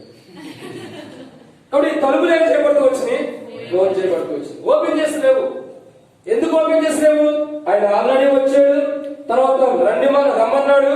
ఈ ద్వారంలో కూడా ప్రవేశించిన వారు వెళ్ళిపోయారు. వారు వెళ్ళిపోయిన తర్వాత ఏం చేయబడుతూ వచ్చింది? డోర్ అన్నది క్లోజ్. కాబట్టి ఇక్కడ డోర్ క్లోజ్ చేయడం ద్వారా ఆయన ముయిగా తెరువని లేడు, ఆయన తెరవక ముయిగలు వాడు ఎవరు? కాబట్టి ఆయన మూసివేసిన తర్వాత వీళ్ళు వచ్చి తలుపు పడుతున్నారు. ప్రభా తలుపు తీమని. ఇంకేమన్నాడు? నేను మిమ్మల్ని ఎరగను, అసలు మీరెవరో నాకు తెలియదు. అదేంటి ప్రభా, ఎలక్షన్ దేవ మందిరానికి వచ్చాం, 8 దినాల నుంచి విశ్వాసం, ఇంతగా దేవుడి మందిరంలో ఉన్నాం, ఇంతగా బాధ్యత వహిస్తున్నాం, ఇంతగా మేము దేవుడి సంఘంలో బాధ్యత వహిస్తున్నాం, మేము నీకు తెలియదు అంటావా? అదేంటి ప్రభా అంటే నర్సాపూర్ లో ఉన్నా, నువ్వు అమెరికాలో ఉన్నా, నువ్వెవరో నాకు తెలియదు. ఎందుకు? నీ సమయం అయిపోయింది. ఎందుకంటే ఆయన మేఘాలుడే వచ్చినప్పుడు నువ్వు ఆయన ఎదుర్కోవడానికి సిద్ధంగా లేవు. కాబట్టి ఏం చేయబడుతూ వచ్చింది? ఆయన వచ్చినప్పుడు నువ్వు అశ్రద్ధగా ఉన్నావు కాబట్టి వచ్చి ఆయన వెళ్ళిపోయి తలుపు వేసేసాడు. ఆయన తలుపు వేసినప్పుడు నువ్వు ఎంత సిద్ధపడాలన్న ప్రయోజనం లేదు. ఆయన ఉన్నప్పుడే, ఆ సమయం ఉన్నప్పుడే, ఆ గడి ఉన్నప్పుడే బైబిల్ ఏమైనా చేస్తుందంటే ఇదే వ్యక్తి అనుకూల సమయం, నేడే అనుకూల దినం, ఇదే రక్షణ దినం. కానీ నేడన్న దినమే మనకుంది, రేపు అన్నది మనకు లేదు. ఏముంది? నేడనేది మనకు ఉంది, రేపు అన్నది మనకు లేదు, రేపటి దినం అన్న మాట మనకు లేదు. ఈ రోజే, నేటితోనే మన జీవితం ముగింపు ఉంది, రేపటితో లేదు. ఎప్పటి వరకు మనం ఉంటామో తెలియదు. నిలబడి మనం ఆ గాస్పల్ మీటింగ్ లో జ్ఞాపకం చేసుకుంటూ వచ్చాం. ఆదరణ గుడికిలో మన జీవితం ఎలాంటిది? నీటి మీద బుడగ లాంటిది. ఎప్పుడు మనం బుడగ పేరుపోతుందో తెలియదు. ఈ రౌండ్ గా ఉన్న బుడగ 5 సెకండ్లు కూడా ఉండదు, 1 సెకండ్ లో పేరుకోవచ్చు. మరి దేవుని యొక్క వాక్యాన్ని జాగ్రత్తగా అర్థం చేసుకుంటే మన జీవితం ఎలాంటిదంటే నీటి మీద బుడగ లాంటిది. ఈ బుడగ ఎప్పుడు వరకు పగిలిపోతే తెలియదు. కాబట్టి ఇది పగిలిపోక మునిపే ఈ ద్వారంలోకి వెళ్లే వారికి మనం సిద్ధపడాలి. ఆయన మేఘాన్ని వస్తున్నాడు. ఆయన ఎదుర్కోవాలంటే సిద్ధపాటు అవసరం. నీలో సిద్ధపాటు లేకపోతే, నువ్వు సిద్ధపడకపోతే, ప్రభు రాజ్యానికి వెళ్ళడం కోసం, ప్రభు రాజ్యంలో ఉండటం కోసం, యేసుక్రీస్తు ప్రభువును నివసించడానికి నువ్వు సిద్ధపడకపోతే నీకు తలుపు వేయబడుతుంది. తలుపు వేయబడిన వారు ఎక్కడ ఉంటారు? అగ్నిగుండంలో ఉంటారు. ఇక అక్కడ పురుగు చావులో అగ్ని కాబట్టి అక్కడ మనం కాలిపోతున్న వాళ్ళు ఉంటారు. ఆ కాలిపోయేటటువంటి అగ్నిలో మనం ఉండకూడదు. అర్థమైనట్టుంది. అగ్ని ఇక్కడ అగ్ని కాలిపోతుంది. శాంపుల్ లేదు, టైం లేదు అనుకోండి. కాబట్టి అగ్ని కాలిపోయేది ఉంది. ఇక్కడ తలుపు వేయబడిన తర్వాత మనం ఇక్కడి నుంచి ఎక్కడికి రావాలంటే ఈ అగ్నిలోకి రావాలి.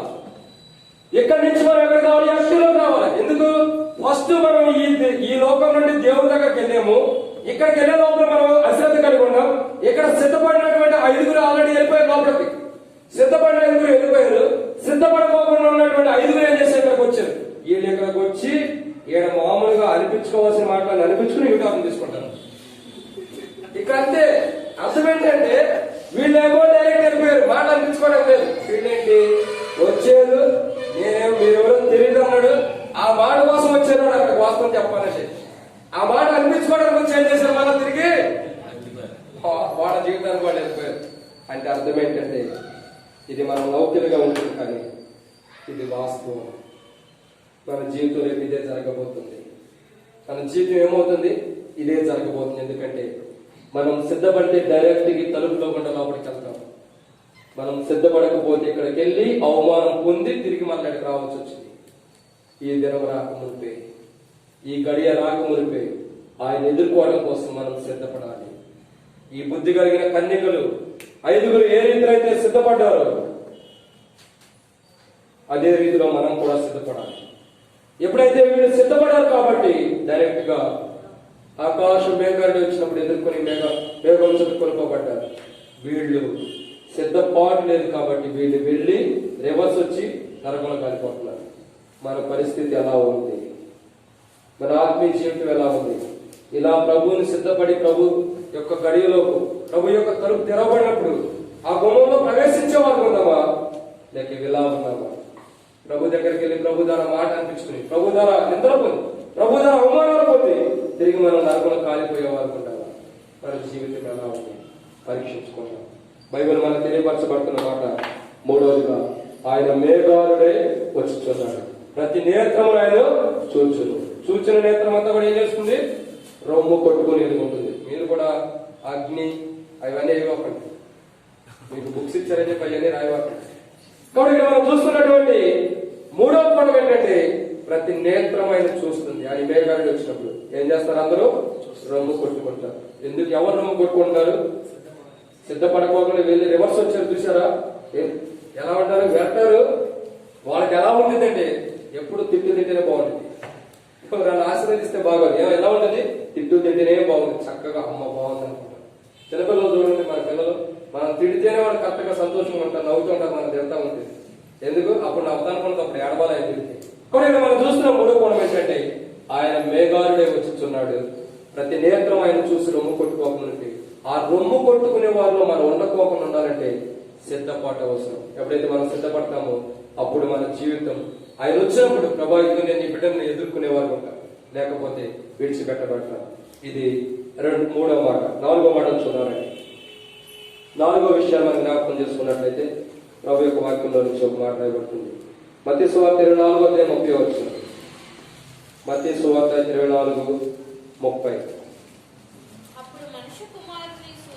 అప్పుడు మనుష్య కుమారుని సూచన ఆకాశమందు కనబడును. అప్పుడు మనుష్య కుమారుడు ప్రభావముతోను మహామహిమతోను ఆకాశ మేఘాలుడై వచ్చుట చూచి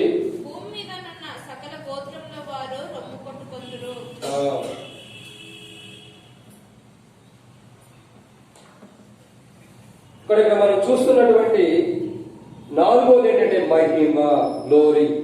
4వది ఏంటి? మహిమ.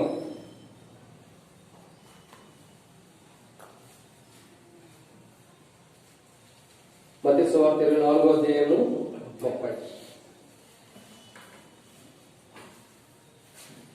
ఇక్కడ నాలుగోది మనం చూస్తుంది ఏంటంటే మహిమ. మహిమ అంటే అర్థం ఏంటంటే కానీ సమీపించరాని తేజస్సు అని అర్థం. మహిమ అంటే అర్థం ఏంటి?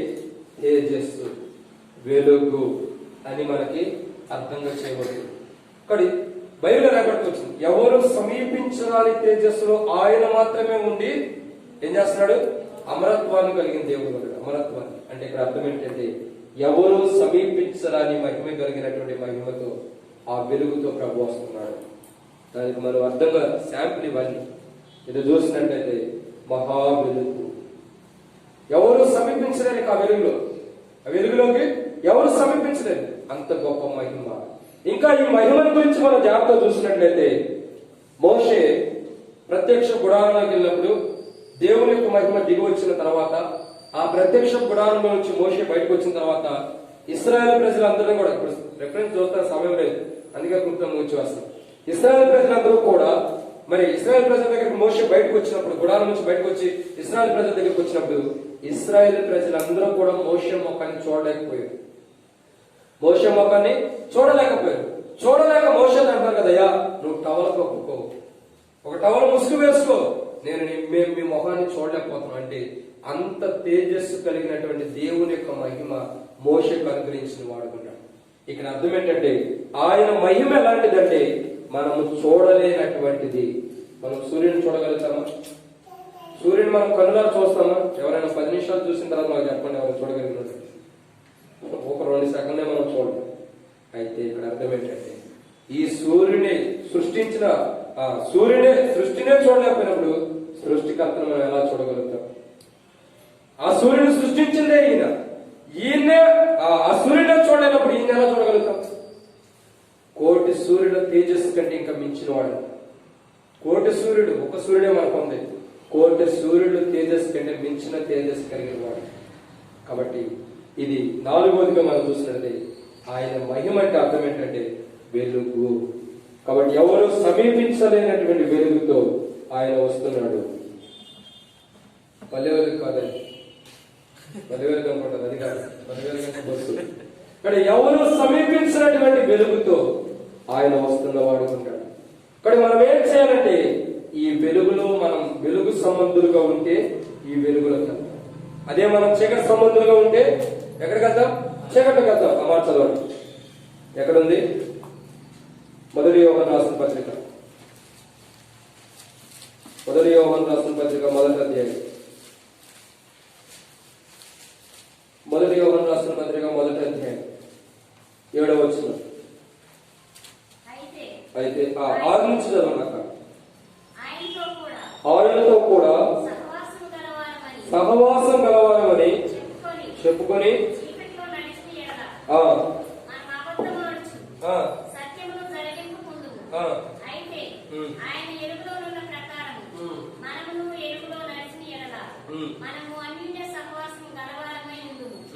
అప్పుడు ఆయన కుమారుడైన యేసు రక్తము ప్రతి పాపము నుండి మనల్ని పవిత్రులుగా చేయును. చాలు. కాబట్టి ఇక్కడ మనం చూస్తున్నటువంటి కోణం ఏంటంటే ఈ వెలుగు గురించి మనం ధ్యానిస్తున్నాం. మహిమ అంటే వెలుగు, ప్రకాశించేదని అర్థం. ఎవరు సమీపించలేనటువంటిది మహిమ. కాబట్టి ఆ మహిమ గురించి మనం చూసినట్టే ఈ వెలుగు ఏం చేస్తుందంటే చీకట్లో ఉన్న వారిని దహించి వేసేది. కానీ మనం ఎలా ఉండాలి? ఆయనతో కూడా సహవాసం కలవాలని చెప్పుకొని చివరిలో నడిచిన అబద్ధం కలిగిన వారు. కానీ ఇప్పుడు ప్రజలు ఎలా ఉండాలంటే వెలుగు అంటే ప్రజలు ఎలా ఉండాలంటే చర్చి పెట్టుకుంటున్నారు, చర్చి పెట్టుకుని దాని తర్వాత ఏదో ఒకటి ఇట్లా పెట్టుకుని ఏం చేస్తున్నారు? చర్చికి వెళ్ళేవారు ఉంటారు. ప్రజలు ఏం చేస్తున్నారు? చర్చికి వెళ్తున్నారు. కానీ మందిరానికి వెళ్తున్నారు, కానీ వీళ్ళు వెలుగులోకి రావట్లా. వీళ్ళు ఎక్కడికి వస్తున్నారు? చీకట్లోకి వస్తున్నారు. ఎక్కడికి వస్తున్నారు? చీకట్లో. కానీ ప్రజలు ఎలా ఉన్నారంటే వీళ్ళేమో వెలుగులో ఉండాలనుకుంటున్నారు, కానీ ఎక్కడ ఉంటున్నారు? ఎక్కడ ఉంటున్నారు అంటే అర్థం ఏంటంటే వీళ్ళు వెళ్తున్న మందిరానికే. ఇదేంటి? మందిరమే. కానీ ఇది మందిరమే, కానీ వీళ్ళు ఏమనుకున్నారు? నేను వెలుగులో ఉన్నా, నేను మందిరానికి వెళ్తున్నా కాబట్టి బాగానే ఉన్నా, నేను మందిరానికి వెళ్తున్నా కాబట్టి పరలోకం ఉంది, నేను మందిరానికి వెళ్తున్నా కాబట్టి నా కొరకు సిద్ధపరచినటువంటి పరలోక రాజ్యం ఏదైతే దేవుడు నా కొరకు సిద్ధపరిచాడో ఆ పరలోక రాజ్యం నాకు ఉంది. కానీ ఈ పరలోక రాజ్యం నాకు ఉంది కాబట్టి నేను దేవుని బిడ్డనని పేరు అవటం అంతే. నేను మందిరానికి వెళ్తానా, నేను ఈ పరలోక రాజ్యానికి వెళ్తా. ఈ పరలోక రాజ్యానికి నువ్వు వెళ్ళాలంటే ఈ వెలుగులో నుండే వెళ్ళాలి. ఈ చీకట్లో కూడా పరలోక రాజ్యానికి వెళ్ళడానికి అసలు లేదు, ఛాయిస్ లేదు. ఎందుకు? ఆయన వెలుగులో ఉన్న ప్రకారం మనమును కూడా వెలుగులోకి రావాలి. మనం వెలుగులోకి రాకుండా మనం చీకట్లోనే ఉంటే మనం ఎలా వెళ్ళగలుగుతాము? వెళ్తామా? చెప్పండి. ఇక్కడ మనం గుర్తుంచుకోవాల్సిన కోణం ఏంటంటే ఇక్కడ వెలుగు అన్నది ప్రాముఖ్యమైనది, చీకటి.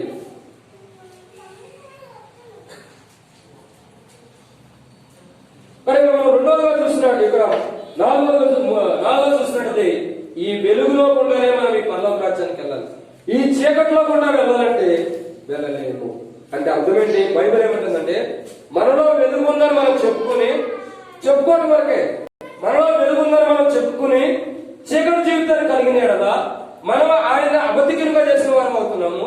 రెండోదిగా ఏంటంటే మనం ఈ పరలోక రాజ్యానికి వెళ్ళలేము. ఎందుకు? ఆయన వెలుగులో ఉంటే ఆ వెలుగులో మనం వెళ్ళాలి. ఇంకా అర్థం కావాలంటే మన జాగ్రత్తగా అర్థం చేసుకోవాల్సిన కోణం ఏంటంటే అమెరికాకి వెళ్తాం. అమెరికాకి వెళ్ళిన తర్వాత మన ఇండియన్ కరెన్సీ తీసుకెళ్ళి, అంటే ఇండియన్ డబ్బులు తీసుకెళ్లి అమెరికాలో ఇచ్చేసి అయ్యా నాకు ఒక జ్యూస్ ఇవ్వు, లేదంటే ఏదైనా చాక్లెట్ ఇవ్వండి ఇస్తాడా? ఏమంటాడు? ఈ డబ్బులు ఇక్కడ చెల్లవు, నువ్వు వెళ్ళి మార్చుకుంటున్నాడు. నువ్వు ఎన్ని కోట్ల రూపాయలు తీసుకెళ్ళినా అక్కడ షాపులు ఇస్తే తీసుకోవాలి. అక్కడ ఏం తీసుకుంటారు? డాలర్. సో డాలర్స్ ఇస్తే వాళ్ళు యాక్సెప్ట్ చేస్తారు. అదే నువ్వు 2000 రూపీస్ తీసుకెళ్ళు, 20,000 తీసుకెళ్ళినా 20 lakhs తీసుకెళ్ళినా వాళ్ళు యాక్సెప్ట్ చేయరు. ఎందుకు? వాళ్ళ యొక్క దేశం ప్రకారము అక్కడ పనిచేసేది ఏంటంటే డాలర్. ఇక్కడ ఆ డాలర్ తీసుకెళ్తే అక్కడ పనిచేస్తుంది. అదే మనం 100 రూపీస్ నోట్ తీసుకెళ్ళాక ఇమ్మంటే కుదరదు. ఇక్కడ అర్థం ఏంటంటే ఏది ఎక్కడో అక్కడే పనిచేస్తుంది. మనం వెలుగు సంబంధం కాబట్టి వెలుగు అయితేనే ఇక్కడికి వెళ్ళగలుగుతాం. అదే మనం చీకటి అయ్యింది నేను వెలుగులోకి వెళ్తానంటే కుదరదు. ఎందుకని? మన జీవితం చీకటితో ఉంది. చీకటిలో ఉన్న వారు ఏం చేస్తున్నారు? పాపంలో ఉంటున్నారు. కానీ వారి చీకటి జీవితాన్ని మార్చుకుని వెలుగులో రావడానికి ఇష్టపడలేదు కాబట్టి ఈ చీకటిలోనే వారు చచ్చిపోయిన నరకానికి వెళ్ళేవారు ఉంటారు. చీకటి జీవితం ఏం చేస్తుంది? మన పాపాలు కప్పిపెట్టేది ఉంటుంది. కానీ వెలుగు పాపాలు క్షమించి పరలోక రాజ్యాన్ని తీసుకెళ్తుంది. ఈ వెలుగు ఎవరంటే యేసు ప్రభువు. ఈ చీకటి ఎవరు? సాతాను. ఇక్కడ మనం చూసినట్లయితే ఈ వెలుగు గురించి చూసినట్టు ఈ వెలుగు ఎవరంటే యేసు క్రీస్తు ప్రభువు. ఇక్కడ మనం చూస్తున్న అర్థం ఏంటి? ఈ వెలుగు అంటే యేసు ప్రభు. యేసు ప్రభు లోపల ఎప్పుడైతే మనం ఉంటామో అప్పుడు పరలోక రాజ్యానికి వెళ్తాం. ఈ చీకటిలో అంటే సాతాను లోపల ఉంటే మనం ఇక్కడ ఉండాము అనుకుంటాం, కానీ వీడు మనతోనే ఉన్నాడు కాబట్టి ఇక్కడ కూడా మనం ఇక్కడికి వెళ్ళాం. మనం ఎక్కడికి వెళ్తాము? ఇంత ముందు రాయబడినట్లు ఇది మీరు నోట్ బుక్ లో రాసుకోవచ్చు. ఎక్కడికి వెళ్తాము? ఈ అగ్నిగుణంలోకి వచ్చేస్తాం. ఇక్కడి నుంచి చీకటి నుంచి ఈ వెలుగులో ఉన్నవారు ఈ పరలోక రాజ్యానికి వెళ్తారు. ఇక్కడ మనం గుర్తుంచుకోవాల్సిన కోణం ఏంటంటే ఈ రాత్రి వేళ మనం ఈ వెలుగులోకి వెళ్ళాలి. మనం ఏం చేయబడాలా? ఈ వెలుగులోకి వెళ్ళేవారు ఉండాలి. ఎప్పుడైతే ఈ వెలుగులో కూడా మనం వెళ్తాం పరలోక రాజ్యం. వెలుగు సంబంధులు కాబట్టి వెలుగులోకి వెళ్తాం. చీకటి సంబంధులు చీకటి వారి దగ్గరకు వస్తారు. కాబట్టి మనం ఎవరికి సంబంధించిన వారిని పరీక్షించుకోవాలి. ఈ వెలుగులో ఉన్న వారు బలహీనతలో ఉంటే ఈ వెలుగు యొక్క రక్తం ఏం చేసిన మనుషుల్ని పరిశుద్ధపరిచేది. వెలుగు ఎవరు? యేసు ప్రభు. యేసు ప్రభు నేను లోకమునకు వెలుగై ఉన్నాను. ఆ వెలుగు ఎవరంటే యేసు ప్రభు. కానీ యేసు ప్రభు రాజ్యం ఏంటంటే పరలోక రాజ్యం. కానీ ఇక్కడికి మనం వెళ్ళాలంటే వెలుగుకరమైన జీవితం అవసరం. ఇది లేకుండా చీకటితో ఉంటే వీడి చీకటి ఎవడు? సాతాను. సాతాను ఏం చేస్తాడు? అనేకులు పాపంలో పెట్టి భ్రమలో పెట్టి చివరికి నరకాన్ని తీసుకొస్తాడు. ఇప్పుడు చీకటి ఉంది, తర్వాత కనపడేది అసలైన వెలుగు. ఏంటనేది? అగ్ని గంధకము చేత కాలిపోయేటటువంటి వెలుగు. ఇప్పుడు ఆ చీకటిలో ఉంటారు. ఎవరు చూస్తలేదు. నా జీవితం బాగానే ఉంది, నేను బాగానే ఉన్నాను, నేను బాగానే జీవిస్తున్నాను, మందిరానికి వెళ్తున్నాను, అందరితో పాటు గుంపులో కలిసిపోయి ఉన్నాను, యథాస్థితిగా ఉన్నాను, నాకేం పర్లేదని అనుకుంటున్నావు. గుర్తుంచుకో, ఒక దినం నీతో పాటు ఉన్న సాధనుడు నిన్ను తీసుకొచ్చి ఇక్కడ ఎప్పుడు ఉండేటటువంటి అగ్నిలో పడవేయబోతున్నాడు. ఇప్పుడు చీకటే, ఇప్పుడు ఎవరు చూస్తాం లేదని అనుకుంటాం. ఒక దినాన్ని ఈ అగ్నిలో వెలుగులో కాలబోతున్నాం. ఈ దినాల వెలుగులో ఉన్నవారేమో శాశ్వతమైన వెలుగులోకి వెళ్తున్నారు. ఈ దినాల చీకటిలో ఉన్నవారు శాశ్వతంగా కాలిపోయేటటువంటి నరకంలోకి వస్తున్నారు. ప్రశ్న ఏంటంటే మనం ఎక్కడ ఉన్నాము? దీంట్లో ఉన్నామా? దేంట్లో ఉన్నామా? మనం చీకట్లో ఉంటే గుర్తుపెట్టుకోండి, దేవుని మందిరంలో కూడా సాతానుడు ఉంటాడు. ఉండడా? ఉంటాడు. దేవుని మందిరంలో కూడా సాతానుడు ఉంటాడు. ఎందుకంటే యోబు గ్రంథం మనం చూసినట్లయితే ఒక మాట రాయబడుతుంది, సమయం లేదండి. యోబు గ్రంథంలో ఏమో రాయబడుతూ వచ్చిందంటే ఎవరికైనా తెలిస్తే చదివేసాడు. యోబు గ్రంథంలో ఒక మాట ఉంటుంది. ఏంటిది అది? యోబు గురించి దేవుడు ఆలోచించినప్పుడు, దేవుని దూతలందరూ కూడా సమూహం కలిసి వచ్చినప్పుడు, యోబు గురించి రాత్రి వరకు సమూహంతో దూతలతో కలిసి వచ్చినప్పుడు ప్రభు అడుగుతాడు సాతాన్ని, సాతానా నువ్వు ఎక్కడికి వెళ్ళి వచ్చావంటే, ప్రభువా భూమి మీద ఖాళీగా అటు ఇటు తిరుగుతాను, ఖాళీగా తిరిగి వచ్చా. కాబట్టి ఖాళీగా తిరిగే వాళ్ళు ఎవరంటే సాతాను యొక్క బిడ్డలు. సాతాను ఎక్కడికి వచ్చింది? దేవుని సన్నిధిలోకి వచ్చింది. ఏదైతే దేవుని మందిరం ఉందో ఆ దేవుని సన్నిధిలోకి వచ్చింది. సాతాను కూడా వచ్చింది, కానీ దానికి పరలోక రాజ్యం లేదు. ఇక్కడ అర్థం ఏంటంటే మన మధ్యలోనే సాతానుడు ఉంటాడు. మనం ఎవరికైనా కూర్చున్నవారు గుర్తుపెట్టుకుని, నీ పక్కన సాతానుడు నీ కోసం కూర్చున్నాడు. ఎందుకు? ఈ విన్నవాక్యాన్ని ఎత్తుకెళ్ళిపోవడానికి, ఈ విన్నవాక్యం ద్వారా నువ్వు జీవించుకోకుండా ఈ విన్నవాక్యాన్ని ఎత్తుకెళ్ళిపోవడం కోసం, దొంగిలించడానికి ఈ సాతానుడు ఏం చేసిన చీకటి కలిగిన వాటి కోసం ఎదురు చూస్తున్నాడు. అయితే నువ్వేం చేయాలంటే ఈ వెలుగు వైపు చూడాలి. ఈ వెలుగు దగ్గరకు వచ్చి ఒకవేళ నువ్వు ఆ వెలుగులో నిలబడలేకపోతే ఒక ప్రార్థన చేయి. ఒక వ్యక్తి ప్రార్థన చేస్తాడు. యేసు ప్రభు అడుగుతాడు, ప్రశ్నిస్తాడు, అయ్యా నేను నీ బిడ్డను స్వస్థపరచగలను నమ్ముతున్నావా? ప్రభు నమ్ముతా, కానీ అపనమ్మక రాకుండా కాపాడు. తనకున్న బలహీనత ఏంటో ప్రభు చెప్పాడు. ప్రభు తనలో ఉన్న అపనమ్మకాన్ని తీసివేసి నమ్మకాన్ని నుంచి తన బిడ్డను స్వస్థపరిచిన వాడు అన్నాడు. ఈ రాత్రి ప్రశ్న ఏంటంటే, ప్రభా నేను వెలుగులో రావడానికి ఆమె రెడీ, కాకపోతే శత్రువు నాలో చీకటి జీవితాన్ని తీసుకొస్తున్నాడు, దాన్ని నీవే తొలగించి నన్ను వెలుగులో నింపు ప్రభా, వెలుగులోనే నిలబెట్టబడి ఖచ్చితంగా ఈ చీకటి జీవితాన్ని నుంచి ప్రభు మార్చేసి ఈ వెలుగులో ఉంటాడు. ఎందుకు తెలుసా? చీకటి అయిన సాతాను దగ్గరికి వచ్చి అడుగుతాడు, నువ్వు ఎవడం అసలు, నీకేంటి పని? ఇతడు నా బిడ్డ, ఇతడు నా కుమారుడు, ఇతడు నాకు సంబంధించిన వాడు, కానీ నీకు సంబంధించిన వాడు కాదు, నువ్వు వెళ్ళిపోమని వాడి చేతుల్లో ఉన్న మనల్ని తీసుకుని ఆయన వెలుగులో పెట్టి పరలోక రాజ్యాన్ని సిద్ధపరిచేవాడు ఉన్నాడు. కానీ మనం నాలుగోది ఏంటంటే ఆయన మహిమ కలిగిన వాడు. మహిమ అంటే వెలుగుతో ఆయన వస్తున్న వాడు కాదు, సమీపించడానికి తేజస్తో వస్తున్నాడు. కాబట్టి ఆ తేజస్సులాగా మనం ఆ వెలుగు సమాధానం అయితే ఆ వెలుగులో ప్రవేశించే వాళ్ళు ఉంటాం. ఎందుకంటే ఆ ప్రకటన రాయబడి వచ్చింది, యేసుక్రీస్తు ప్రభువే వెలుగై ఉన్నాడు. ప్రకటనలో ఆయన ప్రకాశిస్తున్నాడు అని కూడా బైబిల్ రాయబడి వచ్చింది. దేవాలయం అంటే ఆయన ప్రకాశిస్తున్నాడు, అక్కడ ఆయన మనం ప్రకాశించేవాడుగా వెలుగుగా ఉన్నాడు. అయితే మనం ఏం చేయాలంటే ఆ వెలుగులో మనం ఉంటే, ఆయన యొక్క ప్రకాశించేటువంటి వెలుగులో మనం ఉంటాం కాబట్టి ఆయనే మనం ప్రకాశించేవాళ్ళు. వారు ఆయన తట్టు చూడగా వారికి చీకటి కలిగింది. రైటా? వారు ఫోన్ స్విచ్ ఆఫ్ చేయండి. కాబట్టి వారు ఆయన తట్టు చూడగానే మొదటే చెప్పారు, మరలా చెప్తున్నా, ఫోన్ సైలెంట్ పెట్టండి, మరలా చెప్పలేక. కానీ మొదటిగా ఆయన తట్టు చూడగా మనకి ఏం జరుగుతుంది? వెలుగు. మరి మనం ఎప్పుడైతే ఆయన తట్టు చూస్తామో వెలుగులో ఉండేవాళ్ళు ఉంటాం. మనం ఆయన తట్టు చూడకపోతే చీకట్లో ఉంటాం. ప్రశ్న ఏంటంటే మనం ఎవరి తట్టు చూస్తున్నాం, మనం ఎవరి వైపు ఉన్నామన్నది మనం ప్రశ్నించుకుంటే మన జీవితం ముగింపుగా ఉంటుంది. ఐదో విషయాన్ని మనం జ్ఞాపకం చేసుకున్నాను. ఇక ఈ 3 నేను ఇంట్రొడక్షన్ ఇచ్చి ముగించేస్తాను, ఎందుకంటే సమయం చాలా అయిపోయింది. కాబట్టి నెక్స్ట్ వీక్ మీరు ఇంకా త్వరగా వస్తే, ఇప్పటికే మనం స్టార్ట్ చేసింది 7:30 అవుతూ వచ్చింది. మీరు నెక్స్ట్ వీక్ ఇంకా త్వరగా వస్తే ఇంకా త్వరగా స్టార్ట్ చేస్తాం, ఎందుకంటే వాక్యం చాలా లోతుగా ఉంటుంది. మీకు అర్థమవుతుంది, వాక్యం అర్థం కాని వారు చేస్తాను, అర్థమవుతుంది కదా, మంచిదైతే. కానీ ఇక్కడ మనం చూస్తుంది ఏంటంటే 4వదిగా వెలుగు. 5వ విషయం మనం చూద్దామండి. 5వ మాట మనం జాగ్రత్తగా అర్థం చేసుకున్నట్లయితే, యోధా గ్రంథము 1వ అధ్యాయం 15వ వచనం. యోధా గ్రంథం 1వ అధ్యాయం 15వ వచనం. యోధా గ్రంథం 1వ అధ్యాయం 15వ వచనం. యోధా గ్రంథము యోధా గ్రంథం 1వ అధ్యాయం 15వ వచనం. మర్చిపోలేదు. యోధా గ్రంథం 1వ అధ్యాయం. యోధా చదవండి. మీతో దుర్భోజనము చేయుచు తమ్మును తాము నిర్భయముగా పోషించుకొనుచు మీ ప్రేమ విందులో దొంగ పెట్టెలుగా ఉన్నారు. మీరు గాలి చేత ఇటు అటు. యోధా గ్రంథం 14:15. ఆదా మొదలుకొని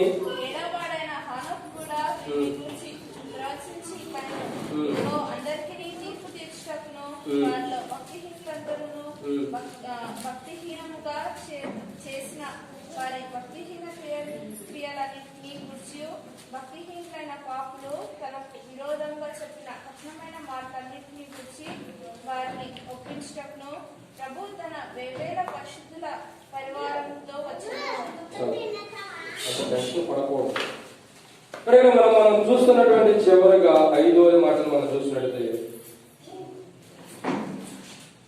యోధా గ్రంథంలో రాయబడుతున్న మాట 1వ అధ్యాయము ఇక్కడ చూసినట్లయితే 14-15 వచనాలు కలిసి ఉంది. ఇక్కడ 15వ వచనంలో మనం చూసినట్లయితే ఆయన ఎలా వచ్చుతున్నాడంటే వేవేల పరిశుద్ధులతో. ఇక్కడ మనం 5వదిగా చూసినట్లయితే ఆయన ఎలా వస్తున్నాడంటే పరిశుద్ధులతో వస్తున్న వాడుగా ఉన్నాడు.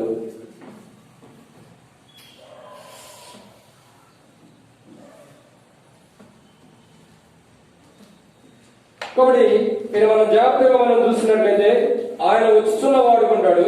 ఆయన ఎలా వస్తున్నాడు అని మనం జాగ్రత్త చూసినట్లయితే 5వదిగా ఆయన ఎలా వస్తున్నాడు? పరిశుద్ధులతో వస్తున్నవాడు ఉంటాడు. పరిశుద్ధులు అంటే ఇది కనబడుతుందా మీకు? తర్వాత చూడండి, మీకు కొద్దిగా కనబడకపోతే నాకులాగా కొద్దిగా ఇబ్బందిగా ఉంటే కళ్ళు తర్వాత ఇక్కడ మనం చూస్తున్నటువంటి 5వ కోణం ఏంటంటే ఆయన ఎలా వస్తున్నాడంటే పరిశుద్ధులతో కూడా వస్తున్నవాడు ఉన్నాడు. పరిశుద్ధులతో వస్తున్నాడు.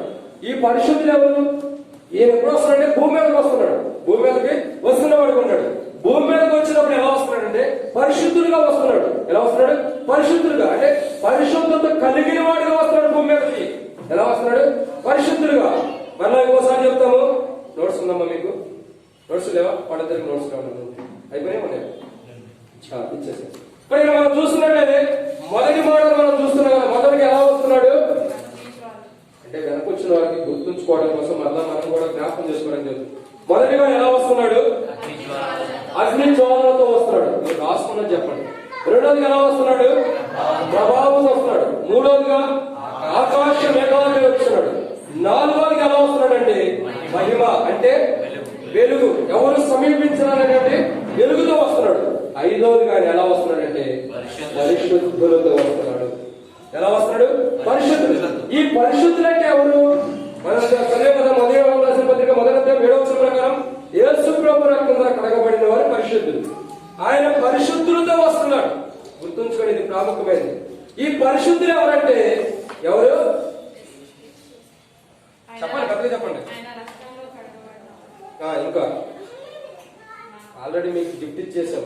త్వరగా చెప్తారనే ఇచ్చాం మొదట. కానీ ఎవరు వస్తున్నారంటే పరిశుద్ధులు. పరిశుద్ధులు ఎవరంటే మనమే. ఎవరు? మనమే. మనమే అనాలంటే కొంచెం డౌట్గా ఉండేది మనకి. ఎందుకు ఆ మాట అంటాం కానీ మనం పరీక్షించుకోవాలి కదా మొదట. మనం పరిశుద్ధులం కాదు. కానీ గుర్తుంచుకోవాల్సిన కోణం ఏంటంటే ఆయన ఎలా వస్తున్నాడంటే పరిశుద్ధులతో వస్తున్నాడు. సో ఆయన పరిశుద్ధులతో వచ్చినప్పుడు ఎవరిని మీట్ అవుతాడు? పరిశుద్ధులతో మీట్ అవుతాడు. కానీ పరిశుద్ధులతో క్షమించండి, ఆయన వచ్చినప్పుడు పరిశుద్ధులుగా వస్తున్నాడంటే మన భూమి మీద ఉన్నప్పుడు పాపులమి మొదటిసారి వచ్చాడు, ఫస్ట్ టైం వచ్చాడు, రక్షణ ఇచ్చాడు. రెండవసారి వస్తున్నాడు, ఏమిచ్చాడు? పరలోక రాజ్యం. కానీ మొదటిగా వచ్చినప్పుడేమో మనకు సాల్వేషన్, రక్షణ ఇచ్చిన వాడు ఉన్నాడు. రెండవసారి వచ్చినప్పుడు ఏం చేస్తున్నాడు? పరలోక రాజ్యం, హెవెన్ ఇస్తున్నాడు. ఇంకా అర్థం చేసుకోవాల్సిందంటే ఈ రక్షణ ఎందుకు ఇచ్చాడంటే ఈ రాజ్యంలోకి వెళ్ళటానికి. ఈ రక్షణ ఎందుకు ఇచ్చాడు? అర్థమవుతుంది ఎవరికైనా? వాక్యం అర్థం కాక మనం అడగని చెప్తాం. మీకు కనబడుతుందమ్మా? కనబడుతుందా? కాబట్టి మనం చూసినట్టయితే ఇది మొదటి మాట మనం చూస్తే ఏంటంటే రక్షణ. రక్షణ పొందిన వాడే ఈ యొక్క పరలోక రాజ్యానికి వెళ్తాడు.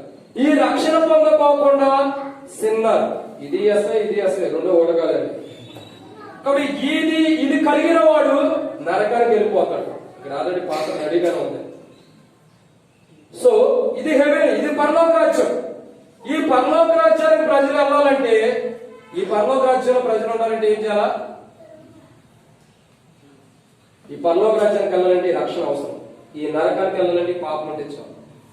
మనకు 2 దారులు ఇవ్వబడుతూ వచ్చినాయి.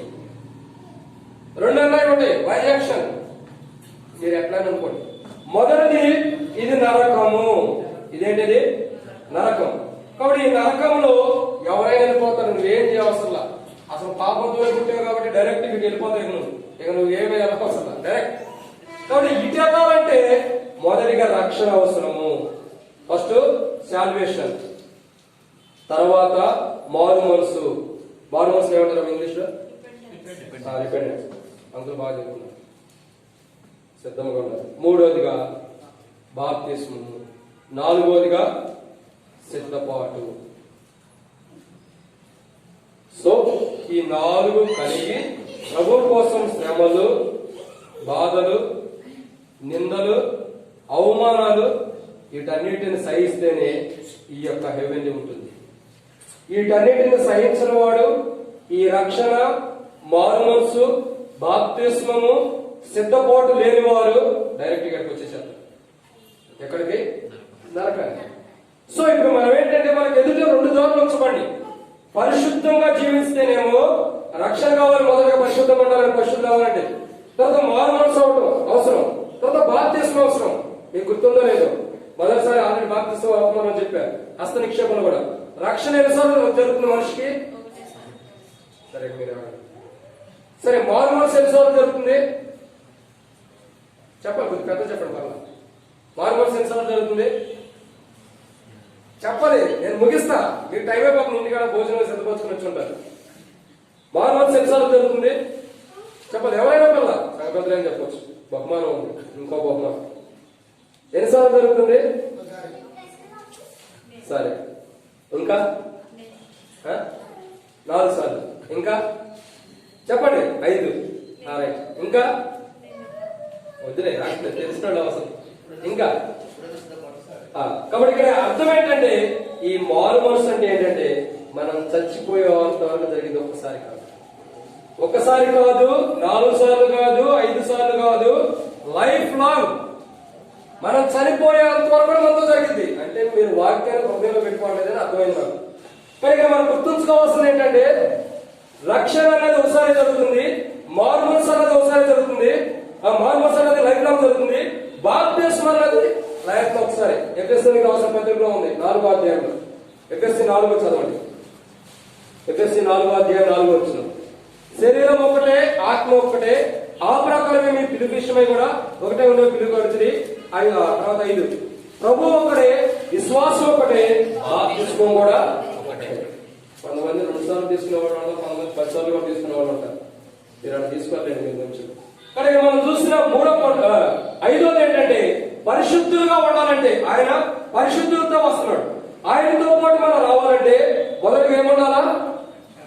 రక్షణ ఉండాలి. రెండవదిగా మారు మనసు, మూడవదిగా బాప్తిస్మం, నాలుగవదిగా సిద్ధపాటు అవసరం.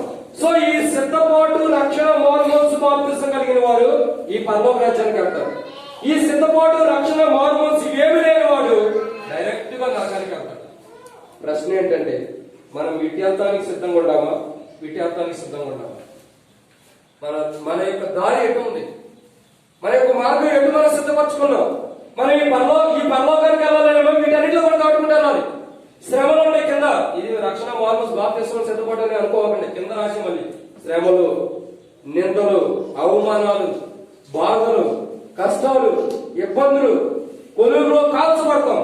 ఇవన్నీ జరిగిన తర్వాత నువ్వు రూపాంతరంలోకి వచ్చి పరలోక రాజ్యానికి పరిశుద్ధులతో ఉంటావు.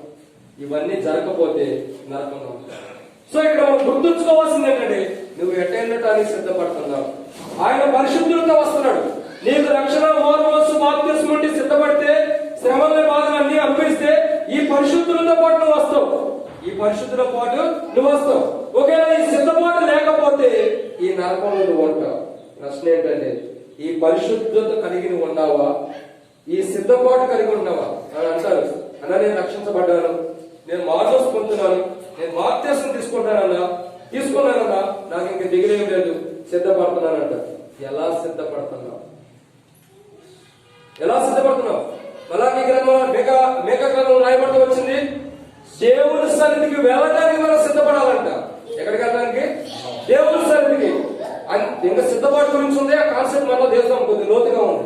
దేవుని సన్నిధికి వెళ్తానికి సిద్ధపడాలి. ఇప్పుడు ప్రశ్న చెప్పండి, నేను పరిశుద్ధుల్లో ఉండాలని నువ్వు అంటున్నావు కదా, మొదటి కోణం ఏంటంటే నువ్వు అన్ని ఉన్నాయి, రక్షణ, మారు మనసు, బాప్తిస్మం అన్ని ఉన్నాయి.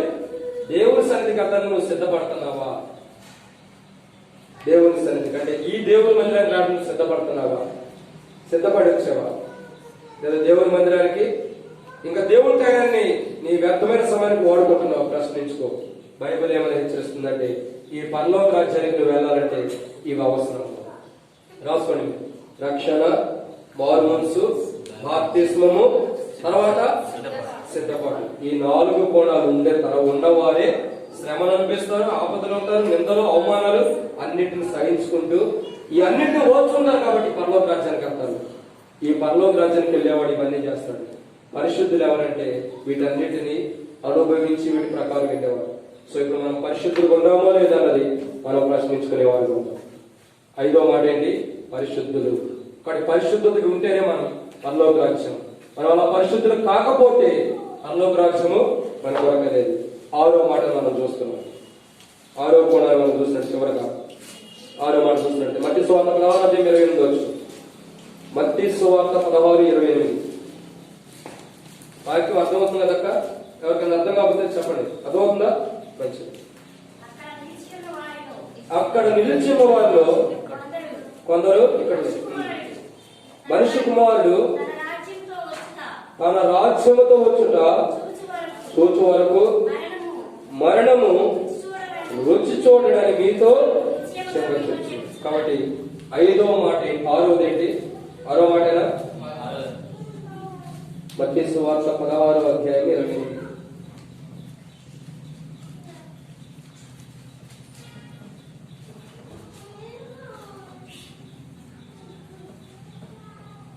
ఆరోది ఏంటంటే రాజ్యం. సో దేవుని రాజ్యం ఆరోదిగా.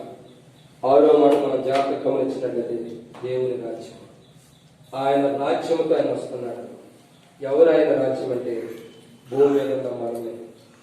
యేసు ప్రభువు అంటాడు కదా, పరలోకమందున్న తండ్రి నీ నామం పరిశుద్ధపరచబడను గాక, నీ రాజ్యము పరలోకమందు నెరవేర్చబడినట్టు భూమి మీద కూడా నీ చిత్తం నెరవేర్చబడదు. అంటే అర్థం ఏంటంటే దేవుని చిత్తం ఎక్కడ నెరవేర్చబడిందో అదే దేవుని రాజ్యం. దేవుని రాజ్యం, దేవుని చిత్తం ఎక్కడ నెరవేర్చబడింది అదే దేవుని రాజ్యం. కాబట్టి దావీదు లోపల దేవుని చిత్తం నెరవేర్చబడింది కాబట్టి దేవుని రాజ్యానికి వారసులుగా వేడు. దేవుడు అంటాడు, దావీదు నా హృదయానుసారుడు. ఇక్కడ ఎవరైనా ఉండాలి? దావీదు రాలేదు. మంచిది. కాబట్టి లేకపోతే ఆయనే అంటాం అనుకుంటారు. కానీ ఇక్కడ మనం చూస్తున్నట్టే దావీదు దేవుని హృదయానుసారుడు. అంటే దేవుని చిత్తాన్ని, దేవుని మనసులో ఏదుందో అదే చేస్తాడంట భూమి మీద. దేవుడు ఏదైతే ఆలోచన కలిగి ఉన్నాడో అదే భూమి మీద జరిగిస్తాడు. ఇక తన ఆలోచనలు, తన సొంత చిత్తము, తన సొంత ఉద్దేశం ఏమి నెరవేర్చుకోడు.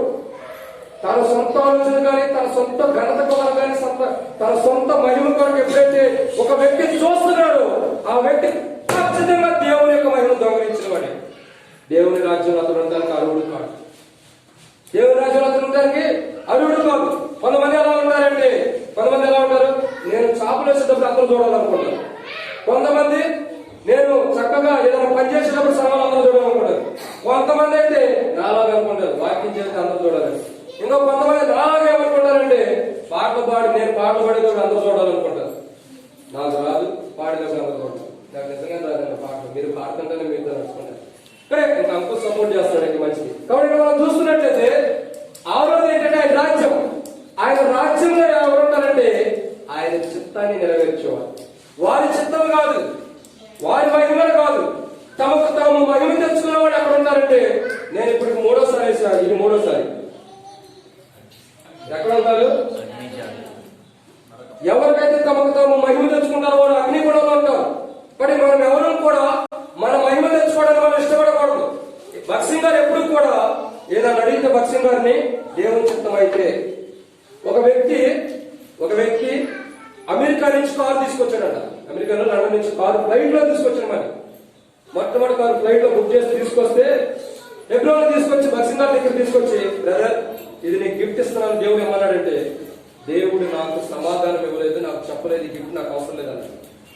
వారం 10 రోజులు 8 రోజులు మరి అక్కడే విడిచిపెట్టాడు. ఆయన మనసు మార్చుకుంటాడు. ఏమని, దేవుడు నాకు సమాధానం ఇవ్వాలని నాకు వద్దు, తీసుకెళ్తాం.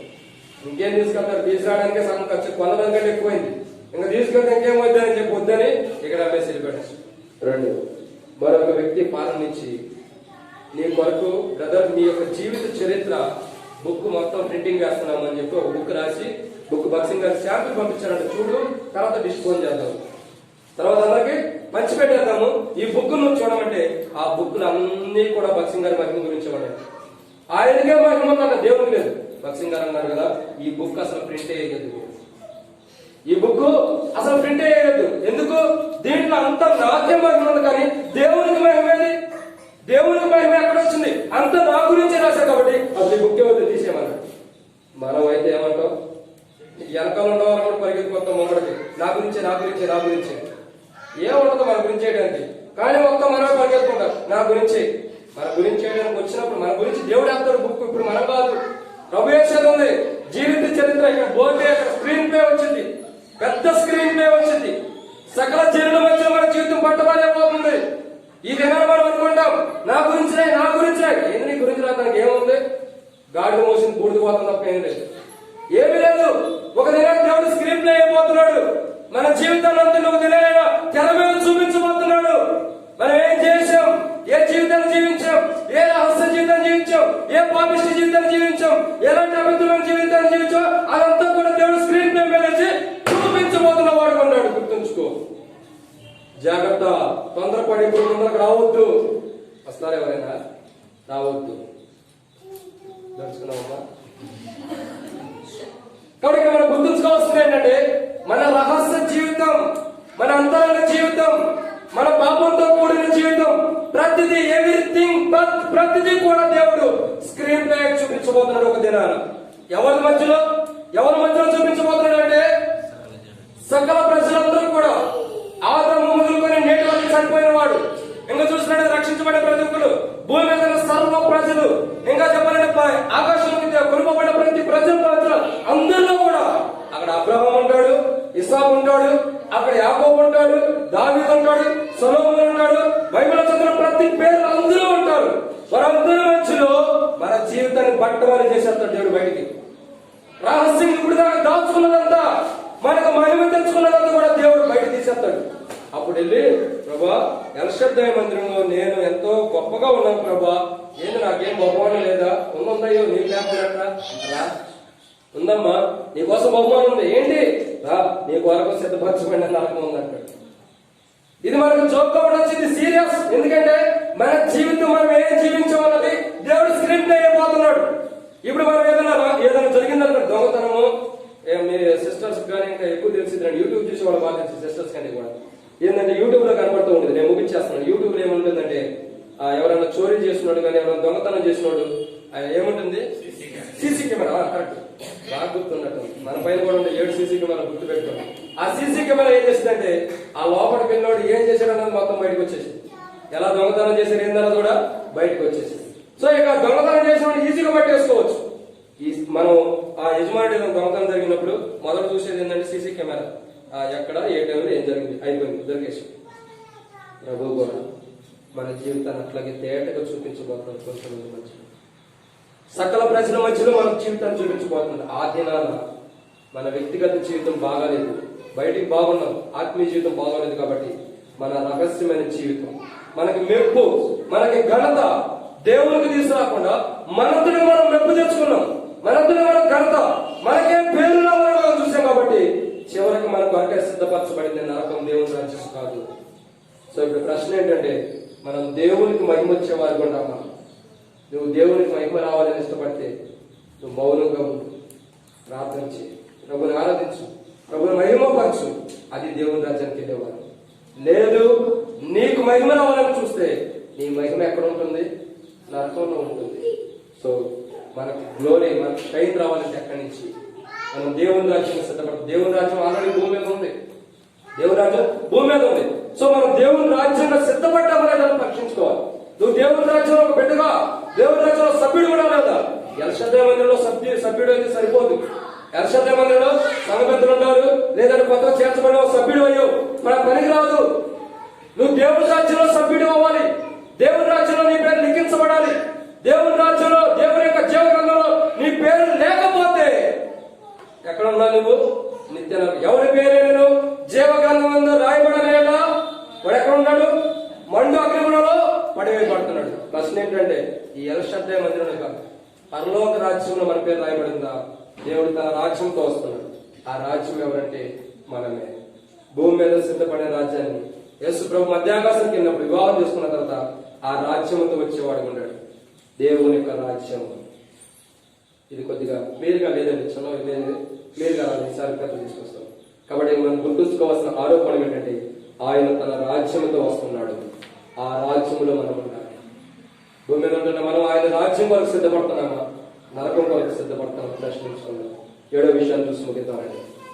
7వ మాట మనం జ్ఞాపకం చేసుకున్నట్లయితే 7వ విషయం 1 పేతురు రాసిన పత్రిక 5వ అధ్యాయం 1 పేతురు 5వ అధ్యాయం 4వ వచనం. 1 పేతురు 5వ అధ్యాయం 4వ వచనం ముగిస్తున్నాం. ప్రధాన కాపరి ఆ ప్రత్యక్షమైనప్పుడు ఆ మీరు ఆ. వారవారి మహిమ కిరీటం పొందుదురు. ఆ చిన్నగా చాలా చిన్నలారా కాబట్టి ఇక్కడ మనం చూస్తున్నటువంటి చాలా కాబట్టి 5వదిగా మనం చూస్తున్నట్లయితే ఇది ఏంటి? క్షమించండి మహిమ వేరు, మహిమ కిరీటం. సో ఇక్కడ మనం చూస్తున్నటువంటి 7వది ఏంటంటే కిరీటము. ఏం చేస్తున్నాడు? కిరీటం. సో 7వ విషయం మనకు రాయబడుతున్న మాట ఏంటంటే కిరీటము.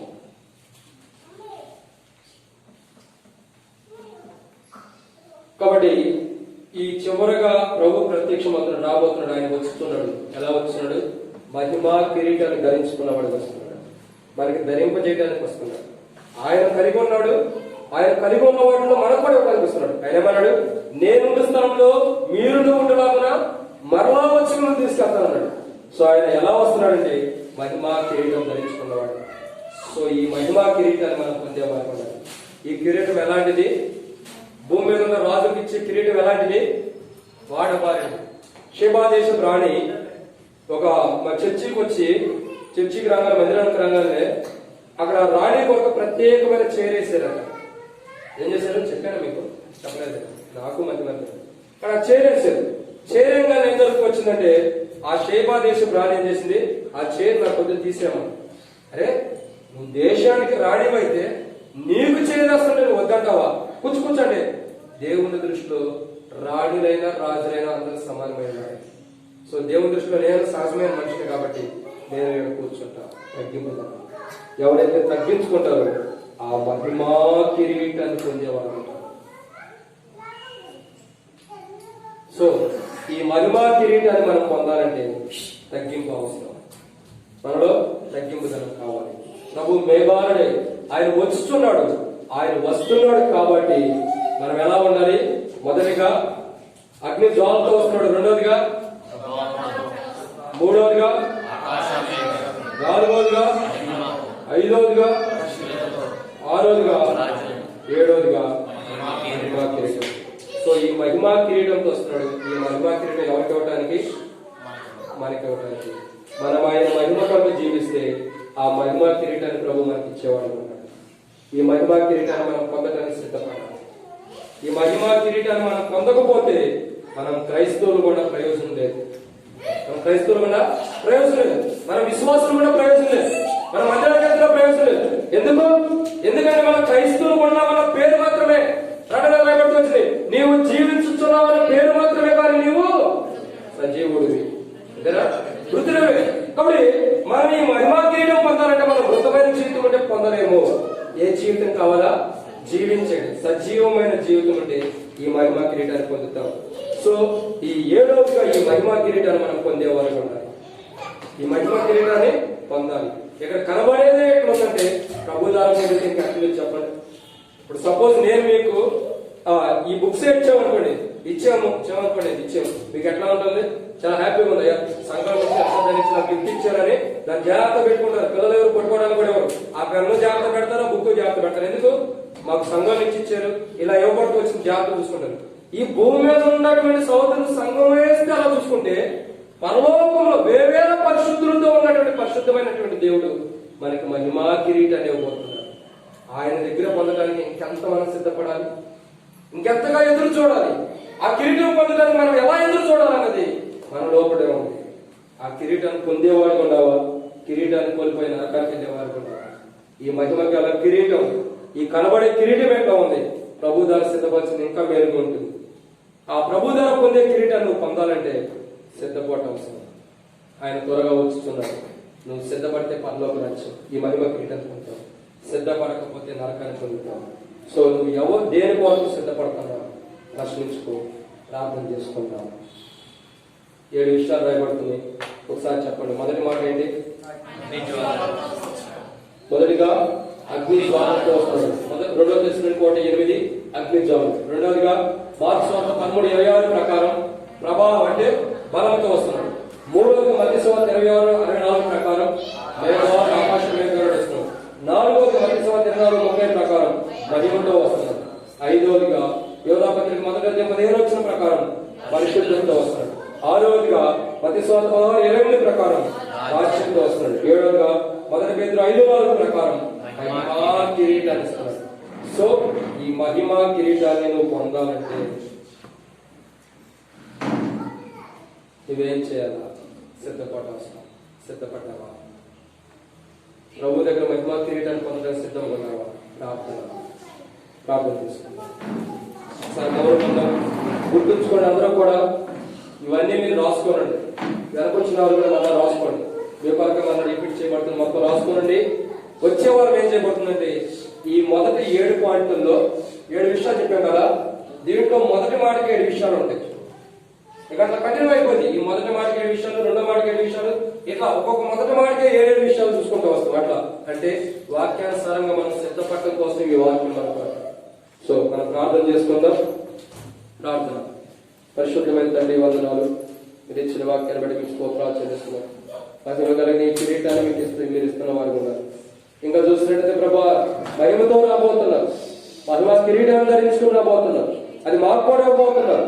కేవలం పరిశుద్ధంలో రాబోతున్నాం. అలా పరిశుద్ధమైన జీవితం కలిగి ఉన్నట్టు, పరిశుద్ధమైన జీవితం కలిగి పరిశుద్ధంలో ఉండేవారుగా సిద్ధపరచమని మా జీవితాన్ని మీకు అప్పగిస్తున్నాం. తగ్గిపోయిన వారమని, పొరపాటు కలిగిన వారమని, బలహీనత కలిగిన వారమని మీ సన్నిధిలో కోరుతున్నాం. ఆయన వచ్చున్నాడు అంటే మీరు రాబోతున్నారు కాబట్టి మాకు సిద్ధపాటు లేదు. ప్రభావం మమ్మల్ని మీరు సిద్ధపరిచింది. మేము విడవబడకూడదు. మీ రాజ్యంగా మీకు మాత్రమే మహిమ వచ్చేవారుగా, మాకు మహిమ తెచ్చుకోకుండా మీకు మహిమ తెచ్చేవారుగా మమ్మల్ని సిద్ధపరచున్నాం. యేసు ప్రభు నామములో ప్రార్థిస్తున్నాం తండ్రి. మన తండ్రి దేవుని కూడా మనం కాపాడటకు, తన మహిమ ఎదుట నిర్దోషులుగా నిలవబెట్టుటకు శక్తి గల మన రక్షకుడైన యేసు ప్రభు యొక్క కృపయు పరిశుద్ధాత్మ సహాయం నడిపింపును తండ్రి దేవుని ప్రేమ ఇప్పుడు నెల సదాకాలం మనందరికి తోడే నడిపించును గాక. ఆమేన్.